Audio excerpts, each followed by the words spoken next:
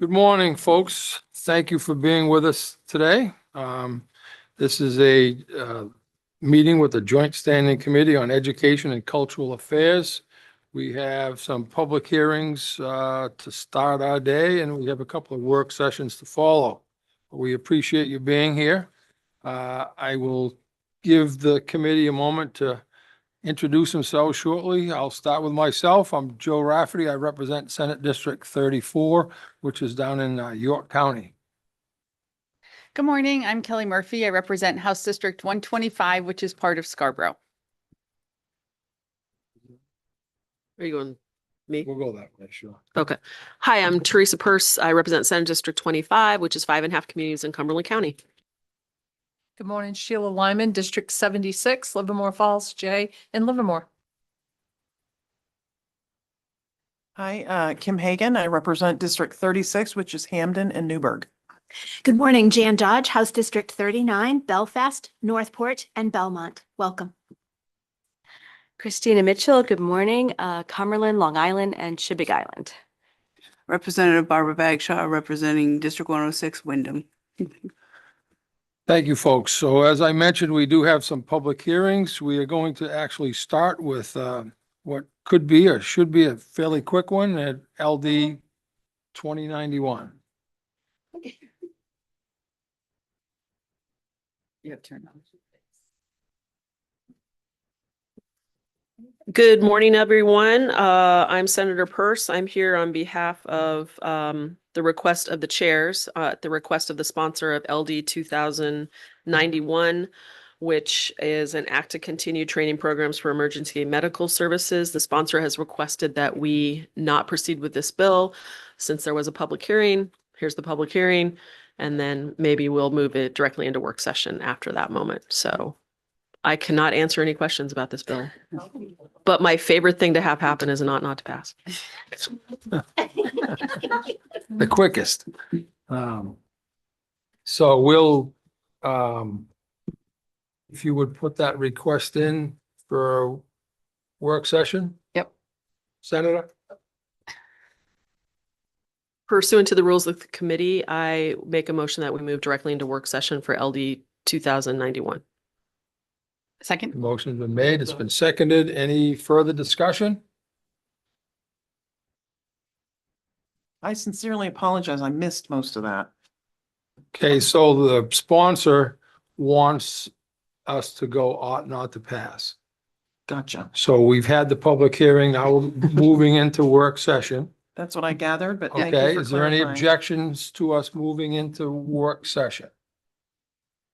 Seeing and hearing none, we will go into, I'll open the work session on LD 2091. And I would be happy to entertain a motion. Representative Dodge. Thank you, Mr. Chair. I move LD 2091 ought not to pass. I have a second.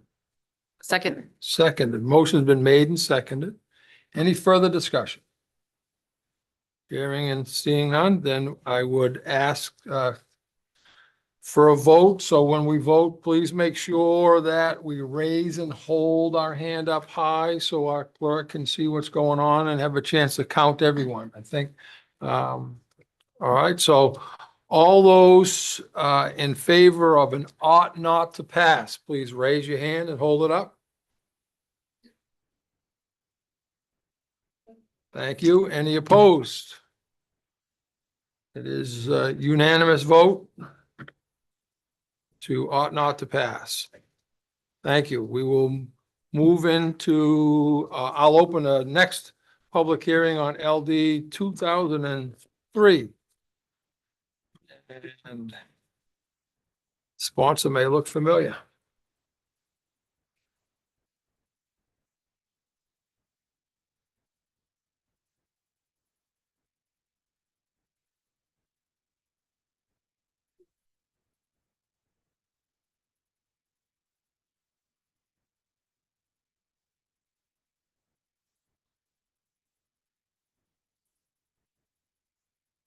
you. Good morning, Chair Rafferty and Chair Murphy and esteemed colleagues of the Joint Standing Committee on Education and Cultural Affairs. My name is Teresa Pearce and I represent Senate District 25, which includes Falmouth, Cumberland, North Yarmouth, Gray, the majority of Yarmouth, and Long Island.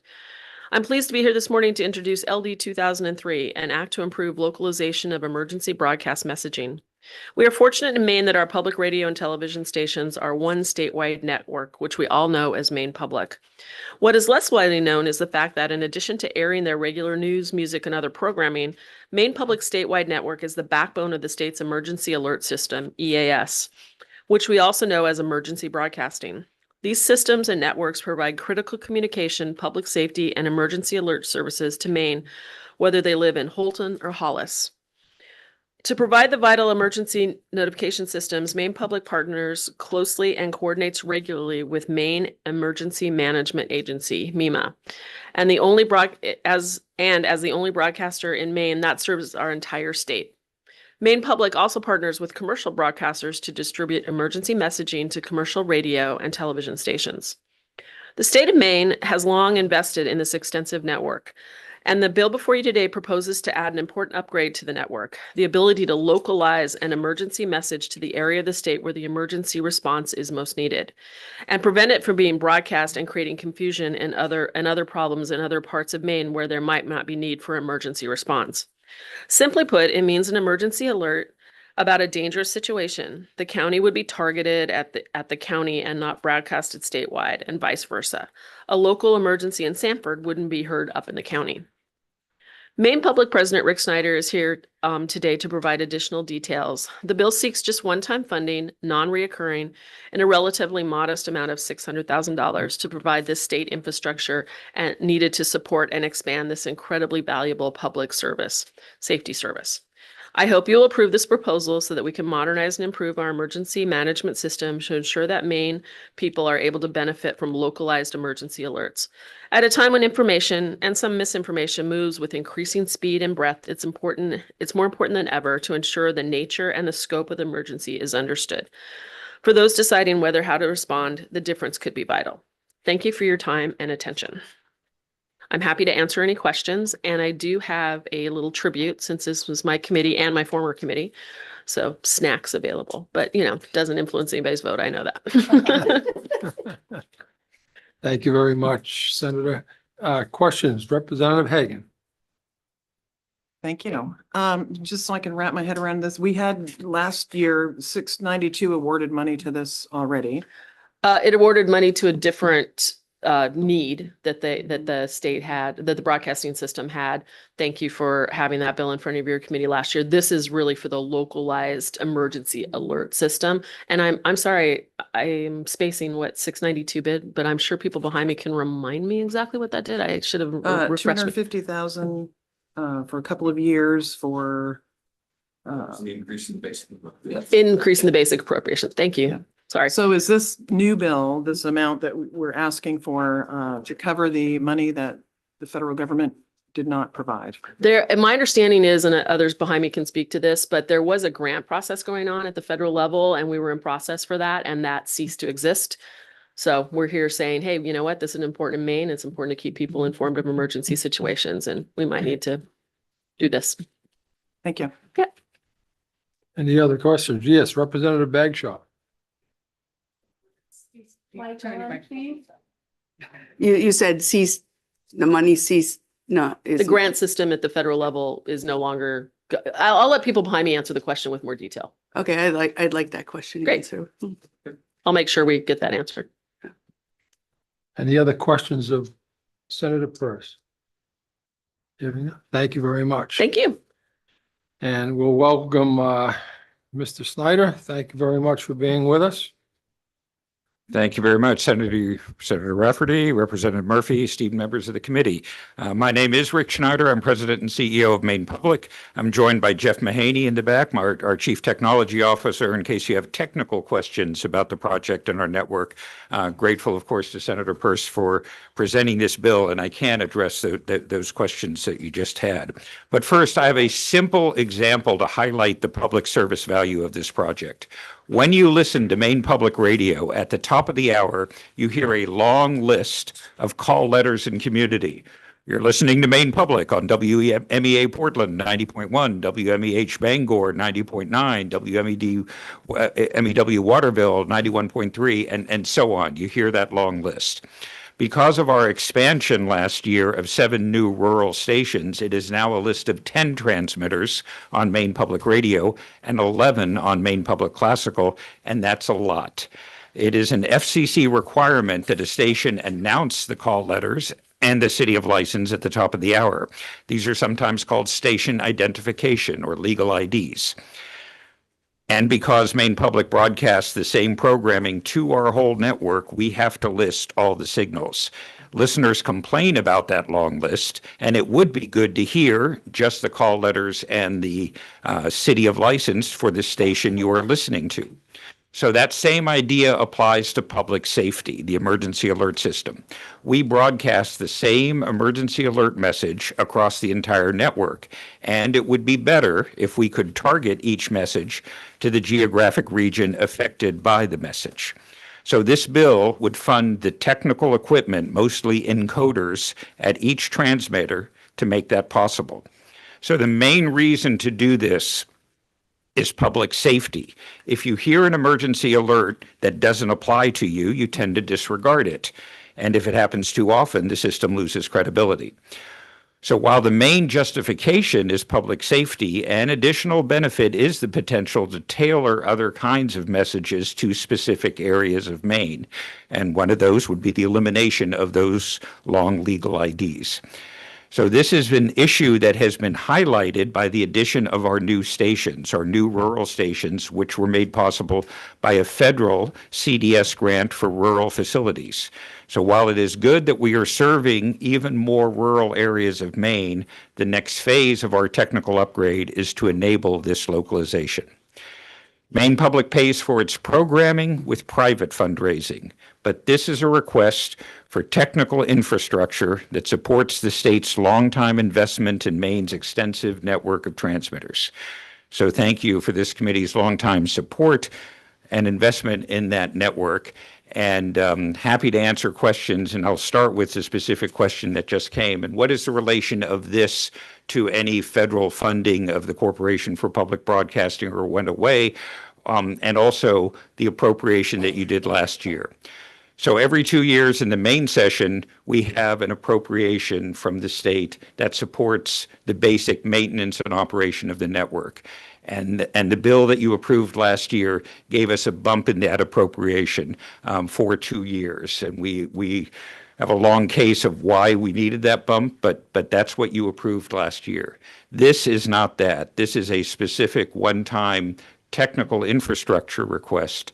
And the way it ties to federal CPB funding, the funding that was eliminated for the Corporation for Public Broadcasting, and that is now gone, that supported basic operations of any station. And we are making our way without that. We're navigating how to handle that. There was also this kind of infrastructure, especially about emergency alerting. There was a grant program at the federal level through FEMA that was managed by the Corporation for Public Broadcasting that would have been the place we would have gone for this kind of funding.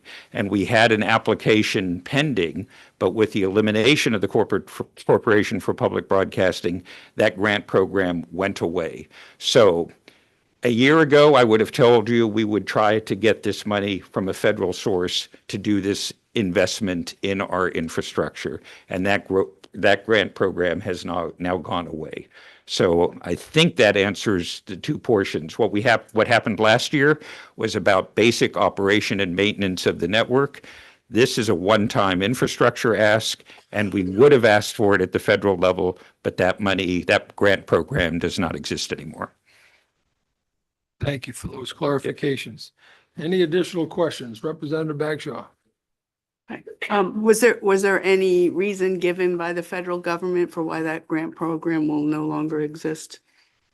So the specific equipment grant program I'm referring to went away with the elimination for the Corporation of Public Broadcasting, and they manage that program, which is actually a separate pot of money at FEMA So there could be some form of this again, but was there any reason it was caught up in the elimination of the Corporation for Public Broadcasting? Which different people have different opinions about why and whether that should have happened, but that is what happened. And as I always make the case to this committee and to the Maine legislature, we support our programming with private donations. What we really ask for state money for is to support the extensive network of transmitters all across Maine. We have Senator Peirce sort of put it well. We really have a gem of a system in terms of how we cover Maine, but that's what we ask for the state funding, and we're asking for the state funding in this case for the one-time infrastructure request. Thank you. I'd like to ask for a work session if we can find out if there's any specific reason why that grant program was eliminated. I'd like to find that out for the work session, please. I'm certainly happy to provide some more information on that. Thank you. Any other questions at this time? And I did, I left a handout of my testimony, so you should have that available, but I will seek that information. Thank you very much. All right, Yes, I have an additional question. Go ahead, Representative Hagan. Thank you. Just popped in my head. So would you say that, your service is do you feel this service is mostly necessary for emergency broadcasting?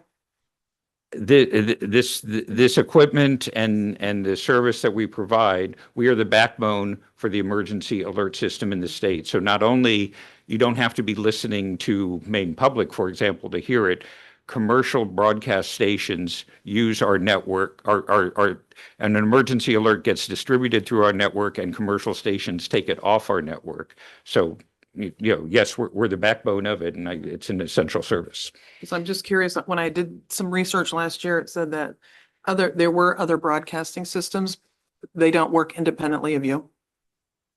Such as I had Maine Government Citizen Alert System, National So NOAA Weather Radio. I mean, there's other alert systems out there, and are they independent of using your service?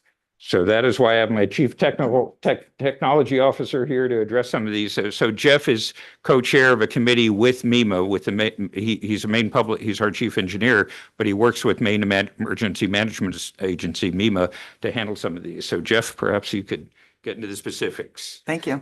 Thank you for your time. So all of these, like the National Weather Service, MEMA, the state police, they are content providers and we are distributed. So we all of their messages go through MEMA and then come to us. We have a fiber optic link to MEMA. So all public messages get distributed by us. Any other questions? Yes. Thank you, Senator. Don't go away, Jeff. I think you just answered my question, but I was just going to ask about the nature of the emergencies that are broadcast by this. And I think NOAA and National Weather Service are asking from a tornado alley childhood. Is that part of this to localize? I should have made that clear, and that is an excellent point. We are the technology platform, the distributor. We do not create or even curate the messages. When MEMA or an authorized agency wants to put out a message, that comes to us. We don't create that message. Is that a good way to put it, Jeff? It is. And actually, this is good timing for us to testify because last week and the week before, Northern Maine had the National Weather Service issued snow squall warnings. We do not transmit snow squall warnings in Maine because it would be disruptive to the entire, it'd be almost continuous. But the road from Holton to Van Buren numerous times was shut down because of snow squalls. If we get the equipment to this, we could do those localized. And you're from Tornado Alley. Most tornadoes in Maine are in Aroostook County. And I think it was 9 years ago, there was 9 days in a row where there were numerous tornado warnings. And lots of our listeners complained because they're in Northern Maine. Any other questions? Thank you very much. Thank you for your testimony. Thank you for the Thanks questions. being with Appreciate it. us. Thanks Yes. again for the opportunity. So, is there anyone in the room that's in support of this legislation and would like to speak? No. Is there anyone in opposition to the legislation that would like to speak? No? Is there anyone in the room that's neither for nor against? So all testimony has been heard related to LD 2003. All right, I will call the public hearing to that LD to a close. Thank you very much. And we will move on to LD 2017. An act to update certain statutes governing school nutrition.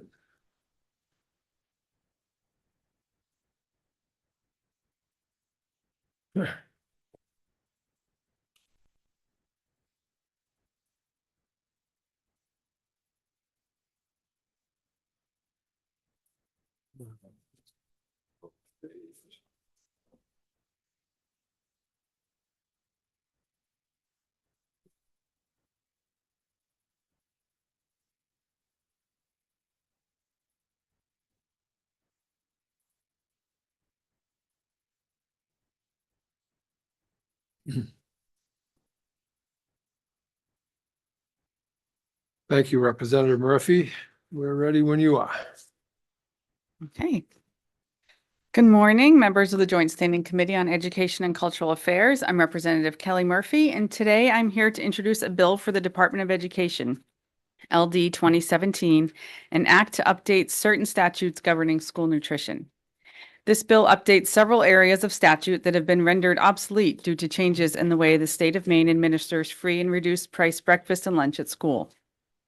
The department will offer a friendly amendment which will preserve statutory language related to food access and discipline. The Department of Education will present testimony on this bill, and I respectfully request that you defer any specific questions regarding the content to them. I look forward to working with you as the committee deliberates the bill. Thank you for your consideration. Thank you, Representative. Anyone have any questions? Seeing none, thank you very much. And is there anyone not sure who's going first for the department, or potentially could be multiple folks, but thank you. Just a reminder to anyone that's in the room that does come to the podium, there is a sign-in sheet on the table there somewhere that we would ask that you please do sign in. Thank you.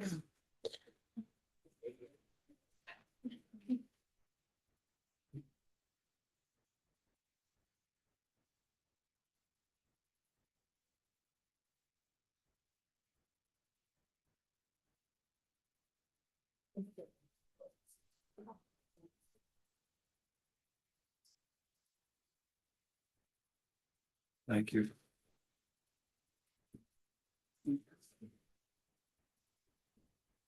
Good morning, Senator Rafferty, Representative Murphy, and members of the Joint Standing Committee on Education and Cultural Affairs. My name is Jay McLucas, and I am here today representing the department, speaking in support of LD 2017, an act to update certain statutes governing school nutrition. This bill seeks to update certain sections of the Maine school lunch statutes in order to align with the recent program changes.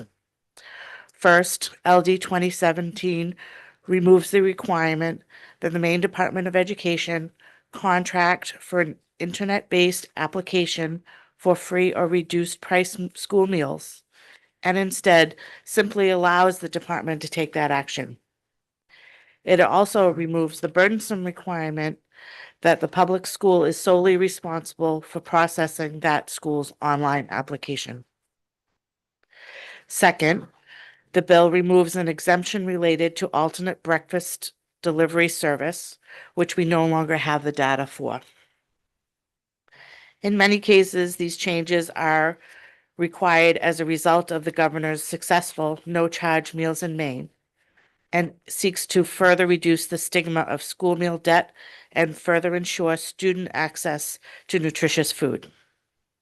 An added benefit to LD 2017 is that it reduces the administrative burden on our school administrative units by allowing flexibility in the provision of online free and reduced meal applications. SAUs will be empowered to make a choice that suits their needs. The department would like to offer a friendly amendment of the bill. We suggest leaving 20A, Chapter 223, Subchapter 11 intact. The Department of Education is in support of 2017.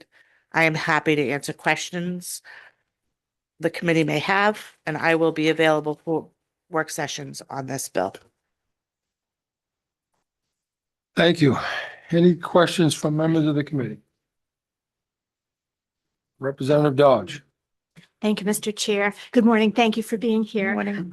My first question is around the contract for the internet-based application. Mhm. Does this mean we're saving some money? Possibly, we're still in the investigative stages of looking for an alternate to the current system, and it could possibly save us some money. What is it currently costing us, please, for that contract service? I would have to get back to you with that actual figure. If that could be available for the work session, please, that would be Absolutely. wonderful.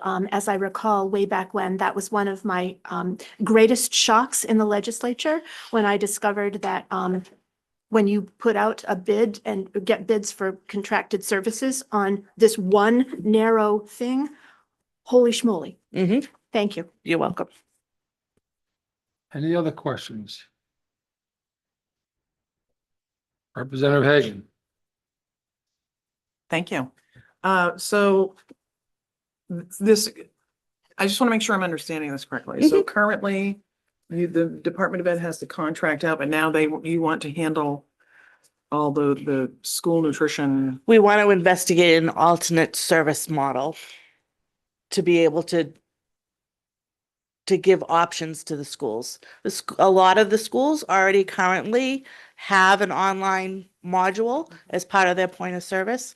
We do this in above and beyond for those schools that don't participate in those point of service options or don't have an option for an online service plan, to be able to give them the option for that. We're looking for an alternate service provider than the one that we currently have. We would not leave out. For just the schools that don't have the option. Correct. And is there a reason that you're looking for a different provider? The cost is extremely high. So we're trying to be, okay, got that. Mhm. And then, thank you for that. You're welcome. And, it says the bill removes an exemption related to alternative breakfast delivery service, which we no longer have data for. So I need more information on that if you don't mind. I don't understand what that means. Sure. We have a bill in place for alternate service models for breakfast. If a school system is over 50% free or reduced, they're required to provide an alternate breakfast model outside of the traditional cafeteria service model. Some schools do this breakfast in the classroom, some do breakfast in the hallway, some do a second chance breakfast. And those are extremely well received by students, especially those high school students who don't like to eat first thing in the morning, and can go like after first period and provide breakfast. With the new no charge meals, we don't have some of the data that was built into that statute, specifically the requirement that we know what students that are free or reduced that are actually participating. We know how many are participating, but we don't have we can't tie it to that actual socioeconomic data for that individual student. We can tell you how many in the school district, but not into the specifics. And we would like to remove that requirement. So it's not removing breakfast, it's just Nope. removing reporting how many kids are eating breakfast. For that specific group, specific Socioeconomic. individual student. That makes sense. Thank you. You're very welcome. Additional questions? Yes, Representative. Thank you. I guess I'm interested in knowing how many schools are looking for an alternative service and for the work session, if whoever could do that.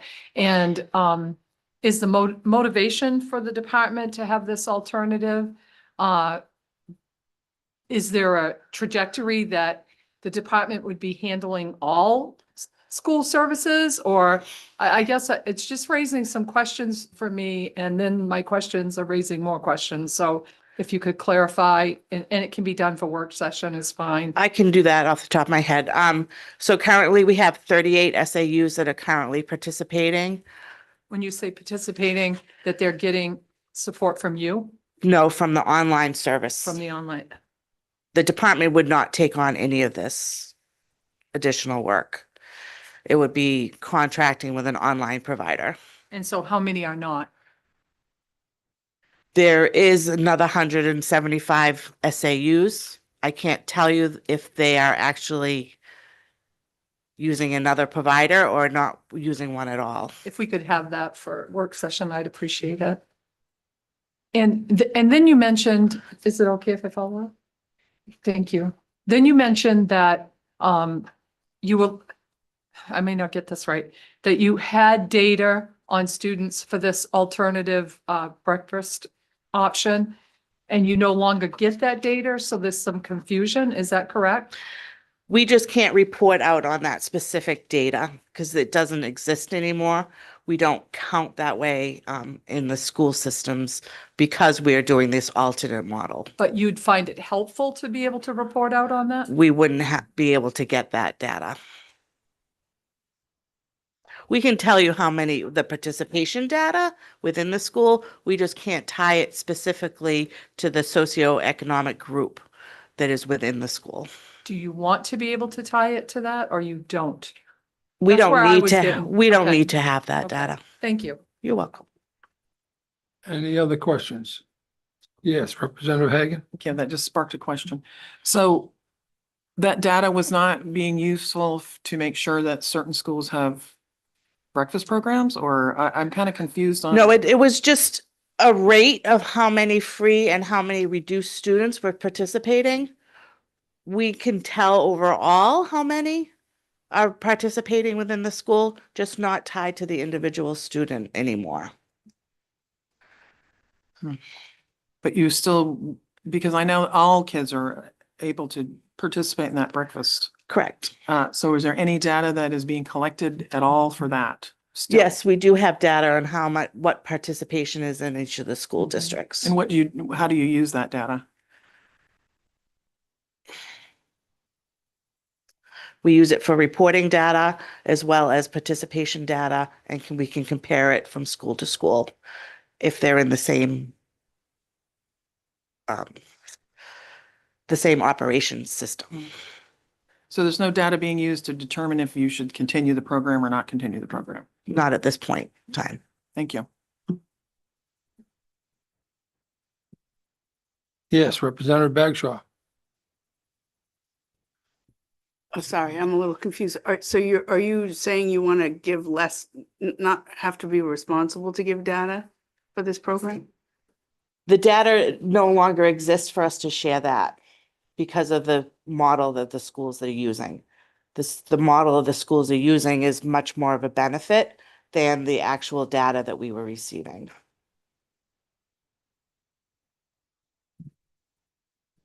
Yes, Representative Lyman. I apologize. I'm fuzzy and I'm sure it's me. But I thought you were saying in this alternative program for the breakfast that it needed to target a certain group of students. But if you're not collecting data, how can it target that need? We really want to make sure that all students receive breakfast. And with no charge meals, we're already doing that. We can look at the data and know how many total free and reduced kids, but we can't do it as an individual student for socioeconomics. So what was the purpose of offering an alternative? So that all kids would be able to receive breakfast. And But that they we would already can. continue that. With no charge meals. This bill was introduced prior to that. Okay. So am I correct in understanding that we went from you only could have breakfast if you were in a certain social economic class? Correct. And we opened it up. Yes, So that's where we're at now. So So- anyone can eat, yes. anyone and everyone. In the old days, You couldn't. Correct? Yes. All right. So it would be one option.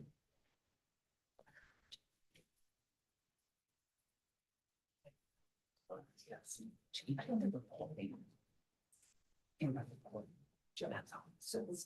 Okay. Correct, everyone eats.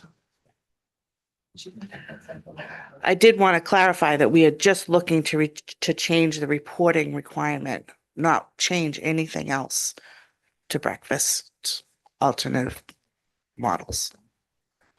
Thank you. Any other questions? Representative Bagshaw, Oh, no. I thought you were taking a picture of me. We good? Yes, thank you. Thank you very much. We appreciate you being with us. Thank you.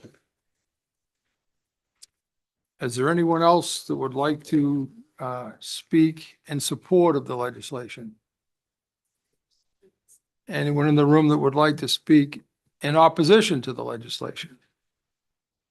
Anyone that would like to speak neither for nor against? Okay, so all testimony having been heard, we'll close we'll close this public hearing and move on to LD 2017, correct? All right, we're going to LD 2017. And it's Senator Doosan.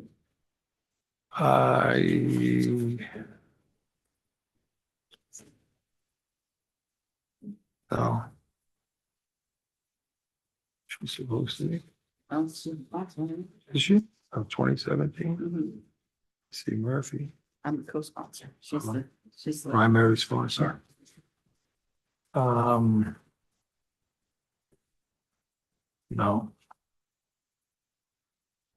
I don't know. I can call upstairs and see if she's available. Yeah, you want Uh, to take a small break? Yeah. Folks, just, we're missing a player in this legislation, so we're just gonna take a 5-minute break so I can make a phone call and see, so we'll be back in 5 minutes. Thank you. Oh,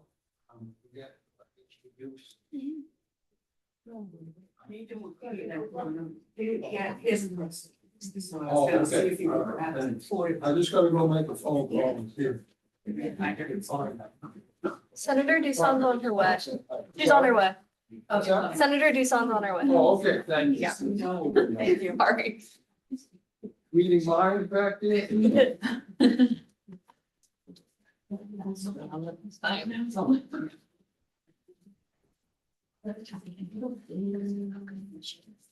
Yeah, sure.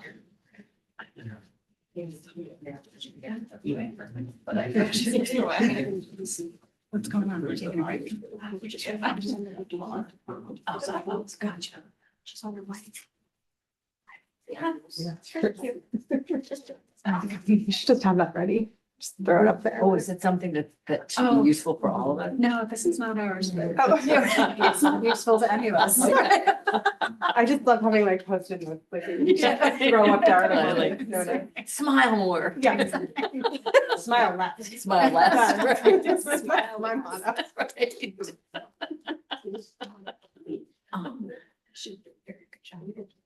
Yeah, I would like this.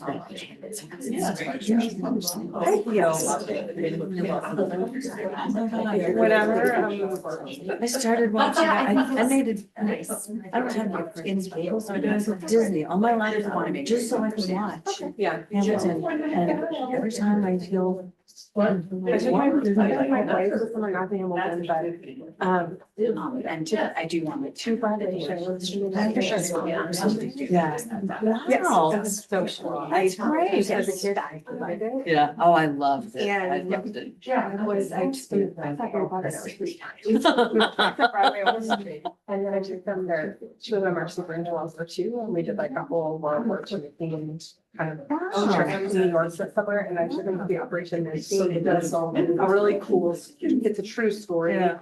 About this, successful team during World War II, where the British wanted the Germans to think that they were like coming into Europe. in Sardinia instead of Sicily, where they actually wanted to go. And so they studied all the ties and everything. That was dressed up like a soldier with this like briefcase into it that had a fake war plan. And they sold it, so that it was going to a certain place in Spain. Yeah, and Where they were Spain, who was neutral, with like Korea with the Germans, and then they had like a fake, like wanting to go. Yeah. And it's this whole story. And so there's a movie. Oh, yeah? About it on Netflix, like a Hollywood movie. But there's the Tony Williams play on Broadway. Really? And it was a musical and. It was a British. musical? And the kids, it took us like a little while to kind of get our bearings, but they were into it. And then afterward, it's like 5 actors who play all the roles. Yeah. It was so amazing. Yeah. Thank you. We are ready to reconvene. LG 2017. Oh, yeah. Yeah,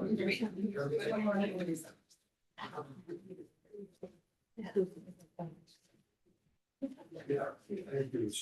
2147. LD 2147, so I'll open that public hearing, and this is an act to provide funding to improve the college and career readiness of certain students in Androscoggin and Oxford counties. Senator Doosan, welcome. Good morning, Senator Rafferty, Representative Murphy, and distinguished members of the Joint Standing Committee on Education and Cultural Affairs. I am Jill Doosan. I serve as the Senate Assistant Majority Whip. I represent Senate District 27, which is part of Portland and part of Westbrook. It's my honor to appear before your committee and before my senior member of the Portland delegation, Representative Brennan. I'm pleased to present my bill, LD 2147, an act to provide funding to improve the college and career readiness of certain students in Androscoggin and Oxford counties. In late September of 2025, the University of Maine system received notice that grant funding for its Upward Bound programs would be discontinued. I was deeply disappointed to learn this news, particularly for the low-income and first-generation students who would lose access to critical academic tutoring, counseling, and college preparatory services. For many of these students, this loss also meant the disappearance of trusted mentors, peers, and role models who have supported and encouraged their educational journeys. I am the product of an Upward Bound program. The program was hosted at Swarthmore College in Pennsylvania. That Upward Bound program opened doors for me and made my educational and professional path possible. I grew up in a public school system in Chester, Pennsylvania. Our city schools were segregated. I was an armchair witness to the community demonstrations to demand desegregation, which began in November of 1963. I was 10 years old. Thus, just as I entered the 5th grade in Franklin Elementary School, it was not until 8th grade that I first connected with Swarthmore College Upward Bound. I was officially accepted to Upward Bound in 1966 as a rising 9th grader and began attending tutoring sessions staffed by young students and faculty sponsors from Swarthmore College. Through that support, I became a first-generation college student, graduated from Antioch College in 1976, and went on to earn my Juris Doctor degree from University of Pennsylvania Law School in 1979. I share my story as a testament to the opportunities that Upward Bound made possible for me. There are many young people across the state of Maine who stand in similar crossroads, possessing the intellect, passion, drive, and potential to succeed, but lacking the additional support and structure to get them there. This bill, 2147, restores critical one-time funding to the University of Maine system to deliver academic, college, and career services to eligible students in 6 high schools across Androscoggin and Oxford counties. In doing so, this legislation reaffirms Maine's commitment to equity and opportunity. It recognizes that investing in our students is also an investment in our families, as well as the long-term viability of the state's public institutions and workforce. Programs like Upward Bound are not merely supplemental. They are often the only sustained bridge between high school and future opportunities. By preserving these pathways, Maine strengthens its higher education system, expands pathways to economic mobility, supports local communities, and ensures that the promise of public education remains accessible to students in every region of the state. Today, you will hear from educators and community leaders who will share the impact of Upward Bound programs and what the passage of this bill would mean to the lives and futures of students across our state. I'm grateful for your attention to this important matter and for the opportunity to present this bill, and I'd be happy to answer any questions you might have. Thank you.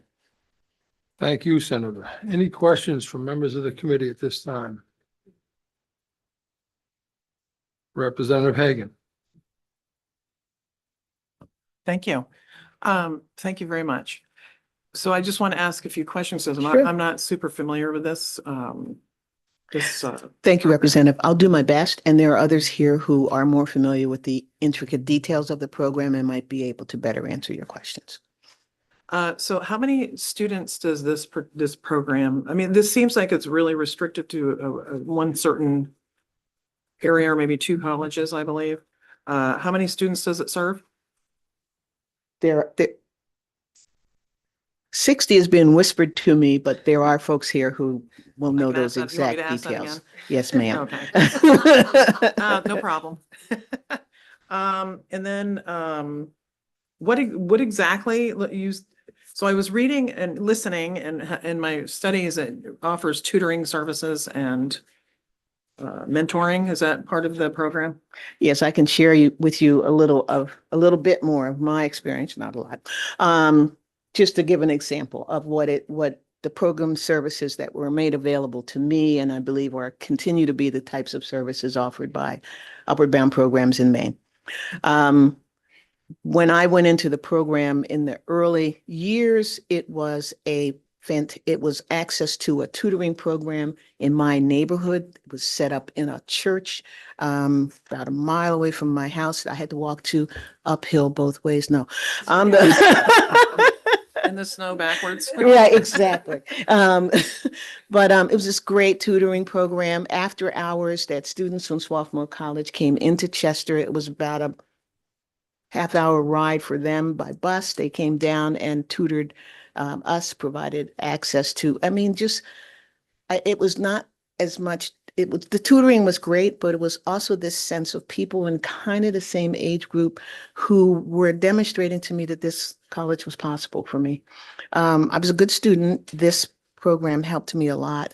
I participated in the tutoring program, and then there was a on-campus program that was part of the program. And so I went out to Swarthmore, which I don't know if any of you are familiar with the college, but it's just this amazing green space. In many ways, very much like the campus at Farmington, at UMF. Beautiful green space that I, from an inner city setting, never thought this would be for me. Anyway, spent several summers in that program, which was a lot of college prep. It was making sure you were getting the right class equivalents done in order to make a good application to college. It was working you through the process of deciding what colleges you wanted to apply for, how to do, it wasn't the FAFSA then, but essentially how to put together a financial application. It was all those pieces, nitty gritties that you wouldn't know if you hadn't done it before, if no one in your family had gone to college before, to put you in a position so that you could demonstrate your worthiness, go to college and be successful. And for me, it made a tremendous difference in my life and for my family. As a first generation college student, my going to college meant I was modeling for my siblings. Two of my siblings also went to college. Both of my children are college graduates. One is a double master's in education from University of Southern Maine.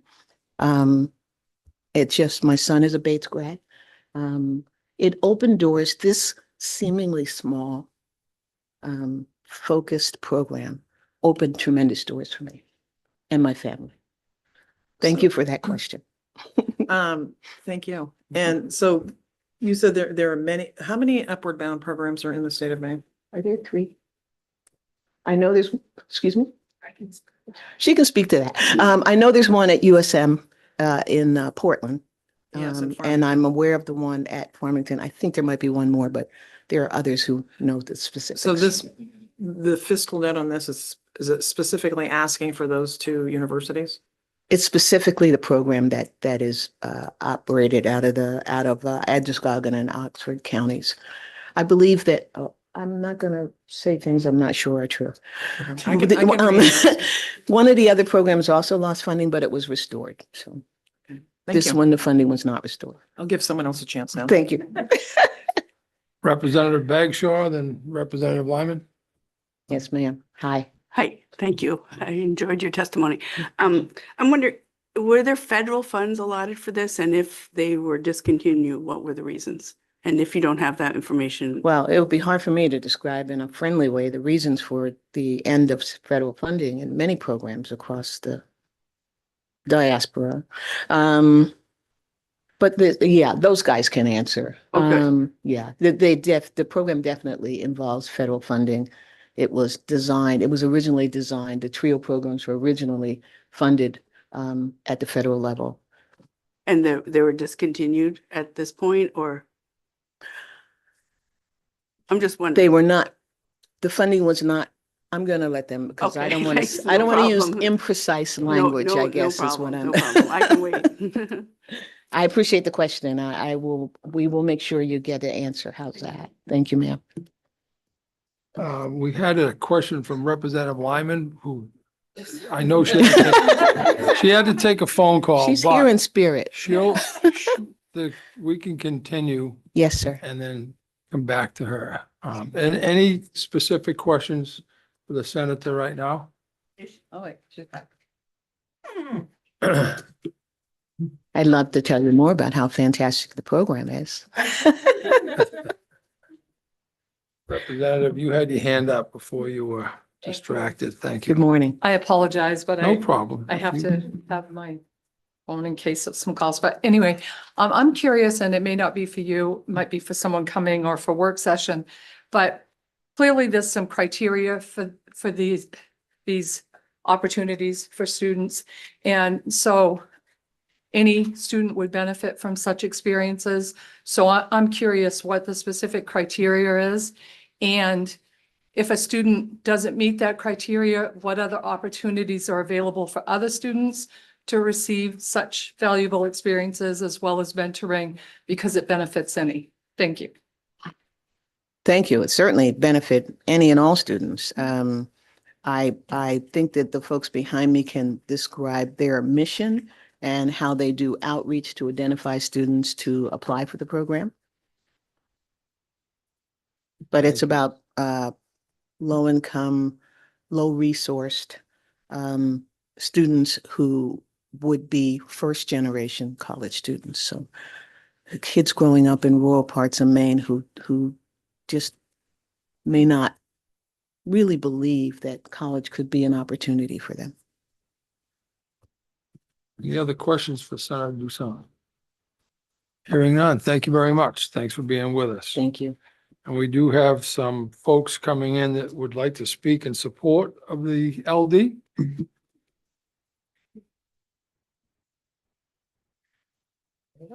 Thanks.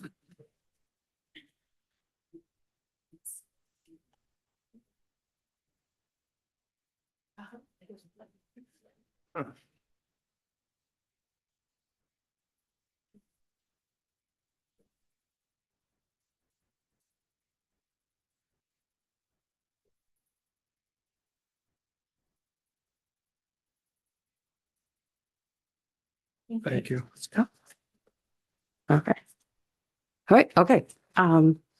Good morning, Senator Rafferty, Representative Murphy, members of the Education and Cultural Affairs Committee. I'm Allison Hepler, and I represent the towns of Aroustic, Georgetown, Phippsburg, Woolwich, which is where I live, and West Bath. And I'm here today to speak in support of LD 2147. I'm in favor of this due to the recent termination of federal contracts at UMF that supported the River Valley Upward Bound program and the students who participated. I'm not an expert in how some of the questions that you raised in terms of how they select students in that, because I taught at UMF. I don't, so what I saw these students, I'm going to speak this morning to the impact that this had on students that I taught at UMF. As you may know, as you just heard, Upward Bound's been supporting low-income first-generation Maine students for years. Its work in Maine schools has boosted high school graduation rates. It brought more opportunities to Maine students. It's positioned in the rural Maine, Western Maine foothills. University of Maine at Farmington has done an outstanding job of working with those young people once they get to college in areas typically beyond the easy reach of job and career opportunities. The Upward Bound's work with this particular program led the 2023-2024 cohort to receive a 100% high school graduation rate. I don't know how many of those went on to college, but this is well above Maine's average graduation rate of 88%. So I taught history at UMF for 26 years, 4 years of which overlapped with my service in the legislature. I don't know how I did that, but those days are over. And while I knew that many of my students were first generation, I did not know that 73% of UMF's population were eligible for some of the programs offered by Upward Bound, more commonly known as Johnson Scholars at UMF. I had many graduates of the Upward Bound program in my classes. I always felt lucky to teach there because it was a microcosm of Maine. Students, many of them, the first in their family to go to college, as Senator Duson mentioned, brought their unique experiences to this environment, and they're paying it forward. Many are now teachers across Maine in our public schools, performing tremendous public service for the state. All of us benefit from programs like these. We all know students like these. At UMF, one recent graduate and advisee of mine, in fact, spent a gap year after UMF working as a committee clerk here, I can't remember which committee, then went on to UMaine Law School and now works in legal services for the elderly. I was also proud to support 2 Johnson Scholars who remain public policy scholars, which is a system-wide program in the last couple of years before I retired. Policy scholars are chosen from a pool of applicants on each campus across the state. We've all benefited from some of the research that they have done. One of them, in fact, researched the impact of quote unquote first-gen students, first-gen programs for her project. So I speak as a UMF faculty member. Not every young person is ready for a 4-year college, but for those who are, this program benefits all of us in Maine. It will pay for itself many times over. I'm happy to answer questions as I can. Thank you. Questions, Representative Hagan? Thank you. Thank you.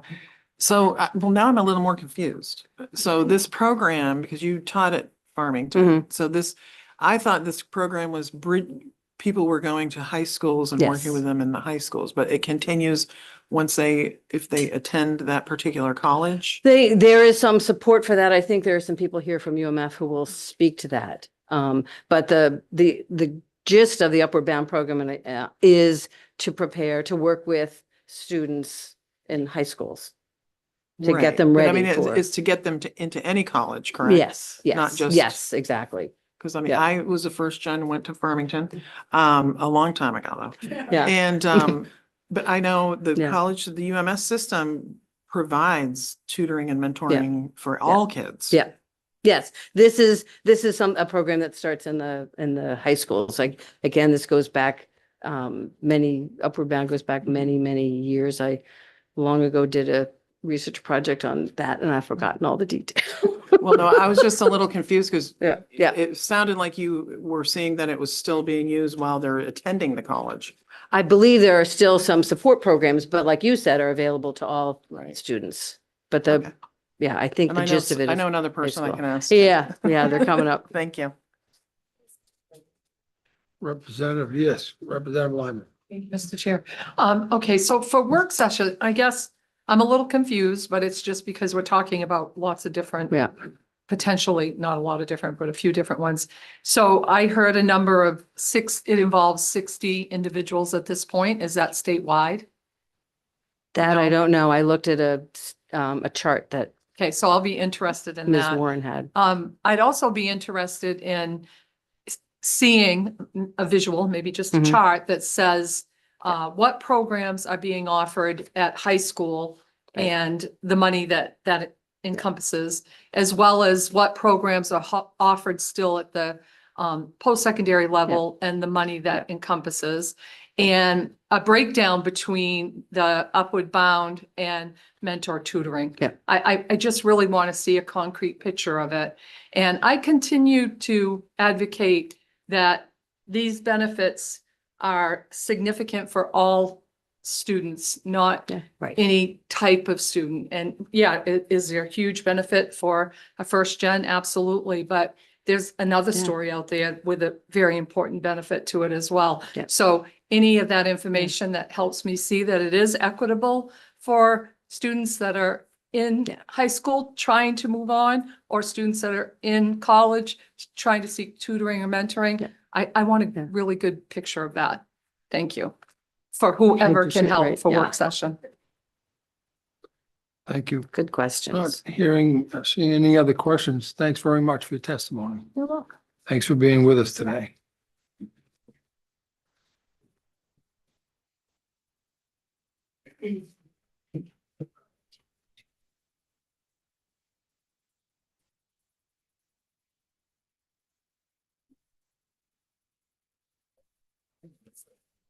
Good morning. Good morning. Thanks for being with us. Thank you, Senator Rafferty, Representative Murphy, and distinguished members of the committee. I am, of course, Sam Warren, and I represent the University of Maine system here at the legislature. And like Representative Hagan and Representative Lyman, I'm a very proud graduate of the University of Maine at Farmington. And I just have to say, she's not on this committee, so I'm not saying this for any other reason than it's true. Representative Hepler was one of my most beloved professors, and it's been a pleasure for us both to watch our careers continue after our time together when I was a history and English major at UMF. As you know, our system is the state's most powerful engine of educational attainment and economic mobility. Consistent with that, we serve 80% of the more than 6,000 TRIO recipients in the state, 1/3 of whom are middle and high school students not currently enrolled in the University of Maine system and who may never enroll in the University of Maine system because they choose post-secondary pathways elsewhere. I share this to point out that the programs that we're talking about today are not an investment in the University of Maine system, but an investment in these young people, their families, and our communities and workforce. As you know, TRIO is the suite of federally funded programs administered by the U.S. Department of Education that prepares students who must be low income, first generation, or who have a disability for college and careers. And again, those eligibility requirements are set by federal law and the U.S. Department of Education. All of Maine's public undergraduate universities, so all UMS universities except the law school, have some active TRIO programs, with multiple institutions like our alma mater UMF selected by the U.S. Department of Education to actually administer multiple TRIO programs because of their proven track record of supporting student success. Upward Bound is one of these TRIO programs that UMF has effectively delivered since 1980. It is focused, as you've heard, specifically on supporting high school graduation and college going for high school students who are from low-income families, and I've noted the eligibility requirements in my testimony, or in which neither parent holds a bachelor's degree. Again, that criteria is set by the federal government. More than a decade ago, UMF launched its River Valley Upward Bound program, which is focused on serving students in 6 Oxford and Androscoggin County high schools. Through this program, UMF has provided these eligible students, 60 a year, with life-changing, and you heard Senator Doosan speak about her own life-changing experiences, counseling and advising, college career exploration, support applying for college and accessing financial aid, an annual on-campus summer residential experience, and a college transition Bridge Week experience. These services are offered at no cost to participating students and their families, and they benefit the region and well beyond. For example, as part of career exploration activities last summer, participating River Valley Upward Bound students provided a total of nearly 1,000 hours of community service, including at an assisted living facility, an early childhood education center, and a veterinary clinic, all in Western Maine. As you've heard today, on nearly all measures for which UMF must report to the federal government on its outcomes, the River Valley Upward Bound program exceeded federal goals and even state averages, with higher secondary school GPAs and higher rates of high school graduation, college going, and college completion. For example, you heard Representative Hempler mention that in the most recent cohort, 100% of our program's participants graduated from high school. As you know, that's well above the state average of 88%. And more than 2/3 went on to post-secondary education, also well above the state average. Given these impressive outcomes, we were deeply disappointed when the federal funding to support this program was terminated with 2 years remaining because it was perceived by the U.S. Department of Education as no longer being aligned with their priorities. As you've heard, our system's formal request for reconsideration was unfortunately unsuccessful, though the termination of a similar Upward Bound program that supports veterans and is administered by USM was reinstated. As a result, UMF no longer provides these transformational services to students formerly in this program. Though UMF certainly remains an affordable option for these students if they do decide to pursue post-secondary education in the region. We are very grateful for the outpouring of support from students, families, schools who were impacted by this termination. And we are grateful for Senator Dusin and her bipartisan, bicameral colleagues for recognizing the incredible impact of this program and responding to this devastating loss by proposing this bill. As this committee is well aware, our system has had more than 130 federal awards paused or terminated in the past year. We have collaborated closely with a congressional delegation led by Senator Collins, federal agencies, and other key partners to actually restore more than or nearly 100 of these awards. When our appeals are unsuccessful, we work to mitigate impacts to the extent possible and move forward with education and research of vital importance to Maine and the nation. We are also adapting, as you know, and innovating to pursue new federal funding opportunities in areas where we have strength and can compete and lead. For example, STEM high school educator professional development. We have intentionally not looked to you in the legislature to replace our lost federal funding, nor, as you know, does our system typically support appropriations for local initiatives. However, the service area for this program has lower than average state average income levels, reading and math proficiency, and rates of high school graduation and post-secondary degree attainment, and that affects us all. If the legislature was to choose to provide one-time funding to support students in these impacted schools, we are committed to deploying these dollars in a high-impact manner consistent with the proven strategies of UMF Upward Bound, with a goal of improving college and career readiness and the critical workforce pipeline that employers in our state depend on. I thank you for the opportunity to discuss this bill, to talk about my beloved alma mater, and for your ongoing support for our efforts to promote opportunity through post-secondary education. I'm happy to take your questions. Thank you for being with us. Questions from the committee? Representative Bagshot. Hi, Sam. Thank you for being here. And could you maybe answer my question? Why did the federal government end this grant program? And is there anything that could be done to maybe get them to reinstate it? Yeah, so I appreciate the question. And I would just want to be clear that the federal government did not end the TRIO program. There were more than 100 specific institutional programs like UMF's that were terminated.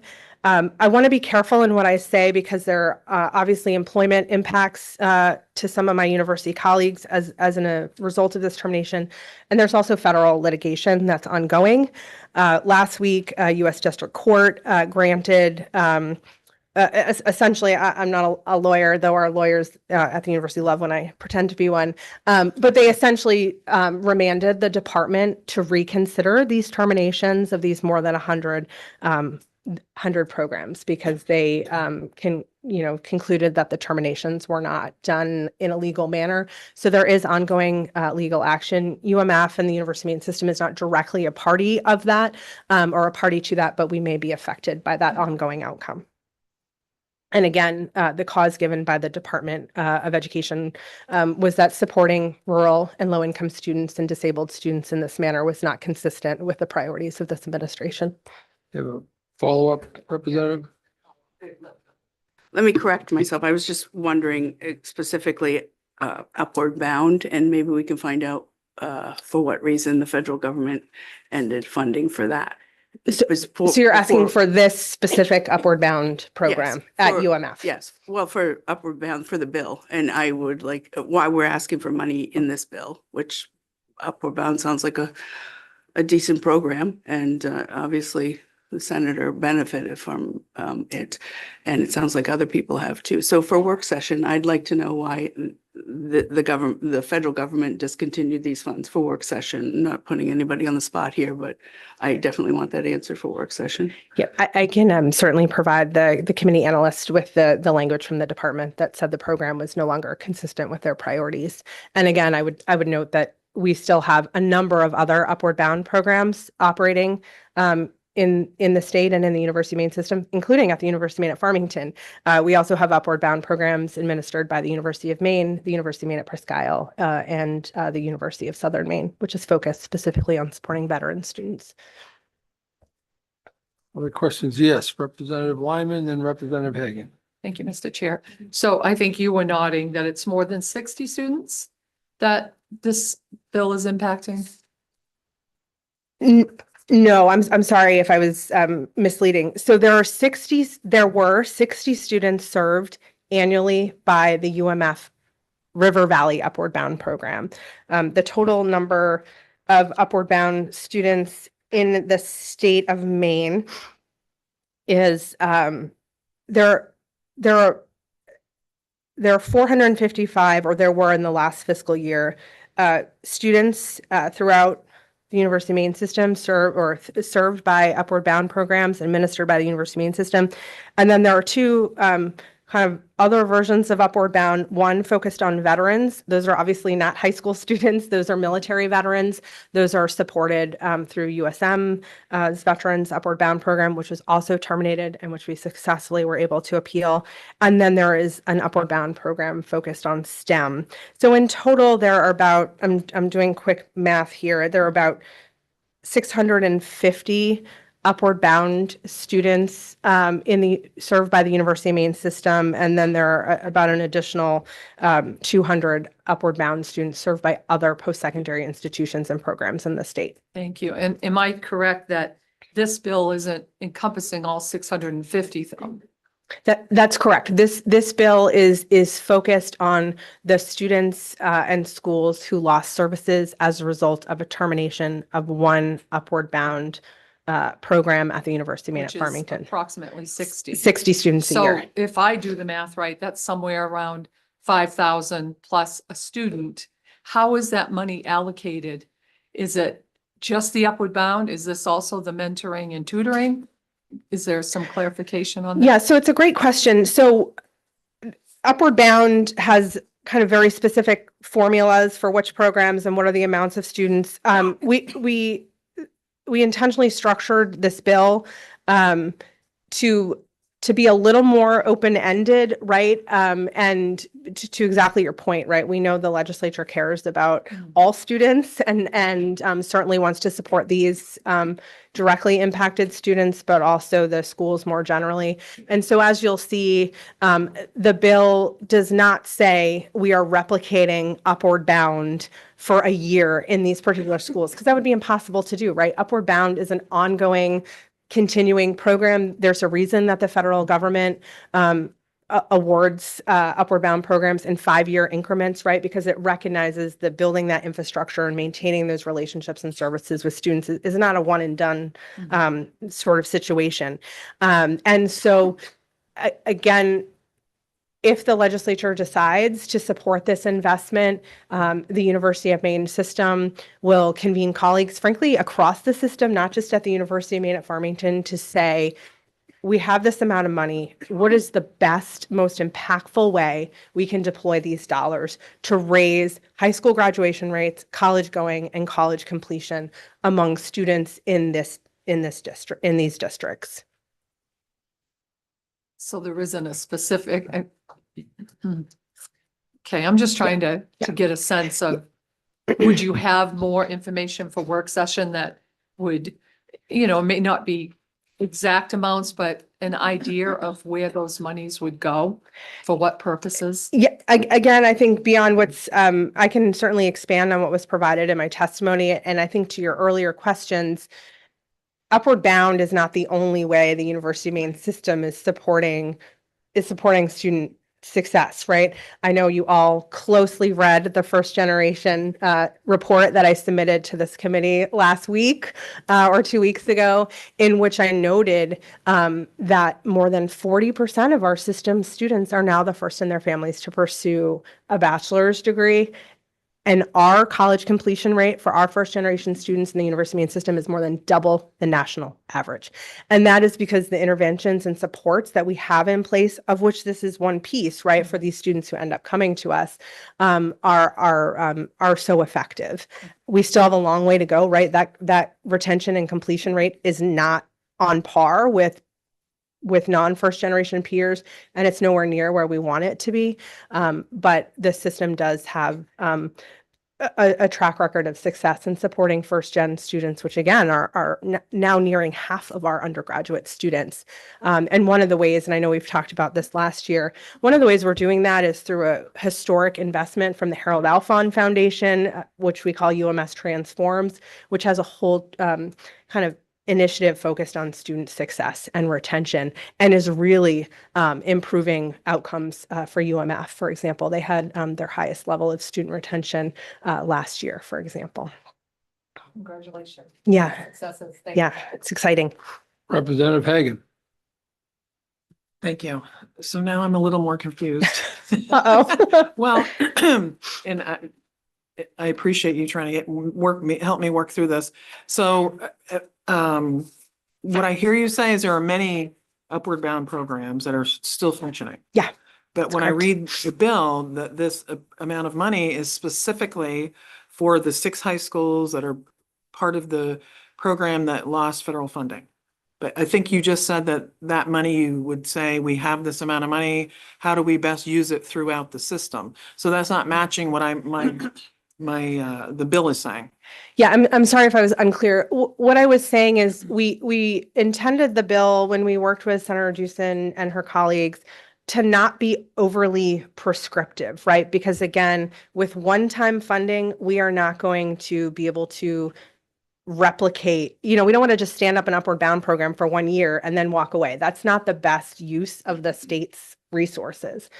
So the bill is written in a way that the activities are consistent with the proven strategies of Upward Bound, and the types of students who are eligible are consistent with the students who are eligible under federal law for Upward Bound services.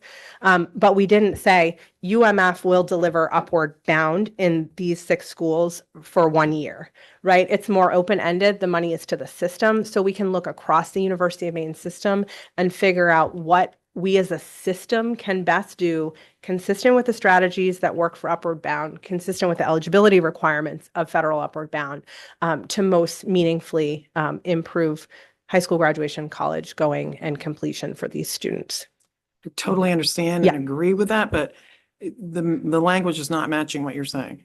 Okay, I'll take a look at Very that. specific, so maybe something needs to be changed. So one of the nuances is that you'll see that the bill directs funding to the University of Maine system as opposed to the University of Maine at Farmington. So that's Correct. Yeah, but it so that's says- an example. It says to provide academic support and college and career preparation services to eligible students in 6 high schools, Yes. specifically Yes. 6 high schools. The bill is focused on Right, these so 6 that's particular not saying schools. that it can be used up in Yes, Presque Isle. that is correct. Yeah. So that's why it's confusing me. Yes. No, And is this the only Upward Bound program that lost federal funding? that is, again, there was a USM Veterans Upward Bound program you that got that also back. lost funding, but is restored. Yes, this is the only one in the state that lost funding. So, I mean, honestly, it sounds like you're asking the taxpayers to fund something that the federal government didn't feel was necessary. But I hear what you're saying, that you want to spread it everywhere, but the language in this bill is not saying that, how I'm interpreting it. Thank you. Not seeing any other questions. Great. Thank you very much. We appreciate you being with us. Is there anyone else who would like to speak in support?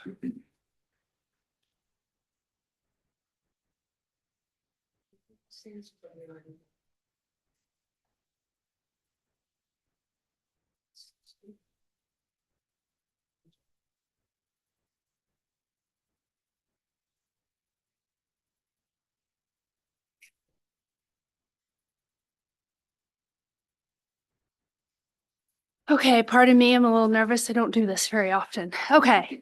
Senator Rafferty, Representative Murphy, and the distinguished members of the Education and Cultural Affairs Committee, I am testifying in support of LD 2147, an act to provide funding to improve the college and career readiness of certain students in Androscoggin and Oxford counties.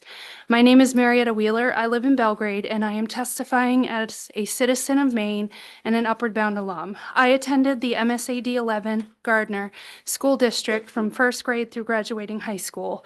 I was blessed and fortunate enough to attend the Upward Bound program on the Bowdoin College campus in Brunswick in the summers of 97, 98, and 99. To say Upward Bound, or UB, changed my life is an understatement. It completely changed the trajectory of where my life should have gone based on statistics. I grew up in a family of 5, my mom, my stepdad, and my 2 older sisters. The second half of my childhood was volatile and chaotic, filled with emotional and verbal abuse along with a level of neglect. When I was 9, my mom relapsed after having been sober for 8.5 years. Shortly after she started drinking again, my stepdad followed suit after 14 years of sobriety. There was no support, no encouragement, no guidance when it came to academics. During my oldest sister's junior year, a friend told her about UB. My oldest sister applied for and got accepted into UB and attended in the summers of 94 and 95. My oldest sister, being accepted, opened the door for me and my middle sister to attend, and we both did. UB provided me with an escape from my home life where I was accepted for just being me for the first time in my life. Having a safe space to be me opened me up to the idea that anything was possible by getting a college education. Not only did UB prepare me for college, but it prepared me for the next 2 years in high school. UB also exposed me to a level of diversity I had never experienced before. I met other kids from Madawaska to Machias to Jonesport to Lewiston to Biddeford, all from low-income disadvantaged homes like mine, all attending a program to make their futures brighter. My life since UB has taken a zigzag path, but I cannot even fathom where I would have ended up had I not attended UB. I got my bachelor's degree from UMA in May 2005 and started my career with the state at the Office of the State Auditor in November 2005 in a position that required a bachelor's degree. I just celebrated 20 years with the state, with the last almost 13 years at the Bureau of the Budget, DAFS. None of this would have been possible without the support I received through UB. The only downside of UB, in my opinion, was that it worked, so my children did not get to experience such an amazing, life-changing program. Because it worked for me, facilitating me to get a college education, my children were ineligible as they were not the first generation in their family to get a college degree. For children like me, UB is the only thing that will provide them with the support they need to be able to go to college. Providing the funding in this bill to continue the UB program that serves Androscoggin and Oxford counties will help those kids, not just while they're involved in the program, but will positively impact them for the rest of their lives. And that is my testimony. Well, thank you, Marietta. Now you can relax. No, I can't. I'm still up here.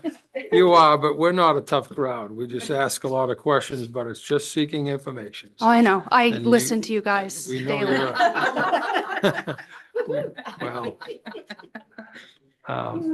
in any case, I'm just going to open the floor. Is anyone? Yes, Representative Gallo. I don't have a question for you, but I want to thank you for sharing your life story with us. You're welcome. You have a compelling story to share that enlightens this bill for me. And I also want to thank you for your service to the people of Maine. Thank you. Thank you. Yes, Representative, go ahead. Thank you, Senator. Thank you very much for sharing this. So we all understand that Upward Bound has been explained is academically helpful. for students who are in disadvantaged for whatever reason situations. And there's also been talk of mentoring that is provided. Can you, and that can be sort of a fuzzy term. It's hard to understand the value of it.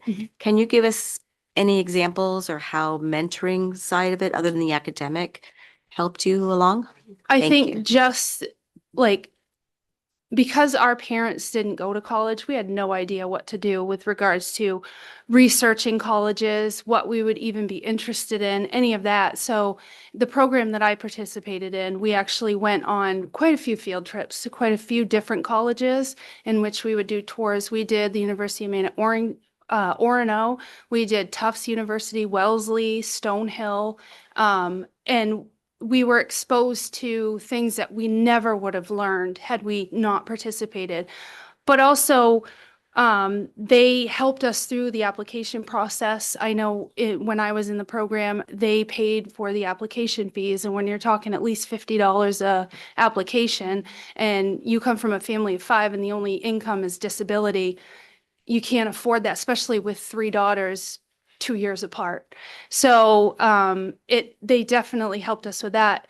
I know from my own personal experience, because of my home life, I had some behavioral issues, and the program after graduating high school was called the Bridge Program, and that was much more selective. I think when I was in Upward Bound, there was at least 100 students a summer that attended that program. And the Bridge Program, there was no more than 10. So it was very selective. And the director at the time gave me a second chance and said, you know, I know you've had these behavioral issues in the past, but we'll help you seek therapy. If you're willing to do that, you can go to the Bridge Program. And so she took that second chance on me, and I've never forgotten it. So those are some examples. Thank you. Any other questions? Thanks very much. Now you can really relax. I can breathe. Is there anyone else who would like to speak in support of the legislation?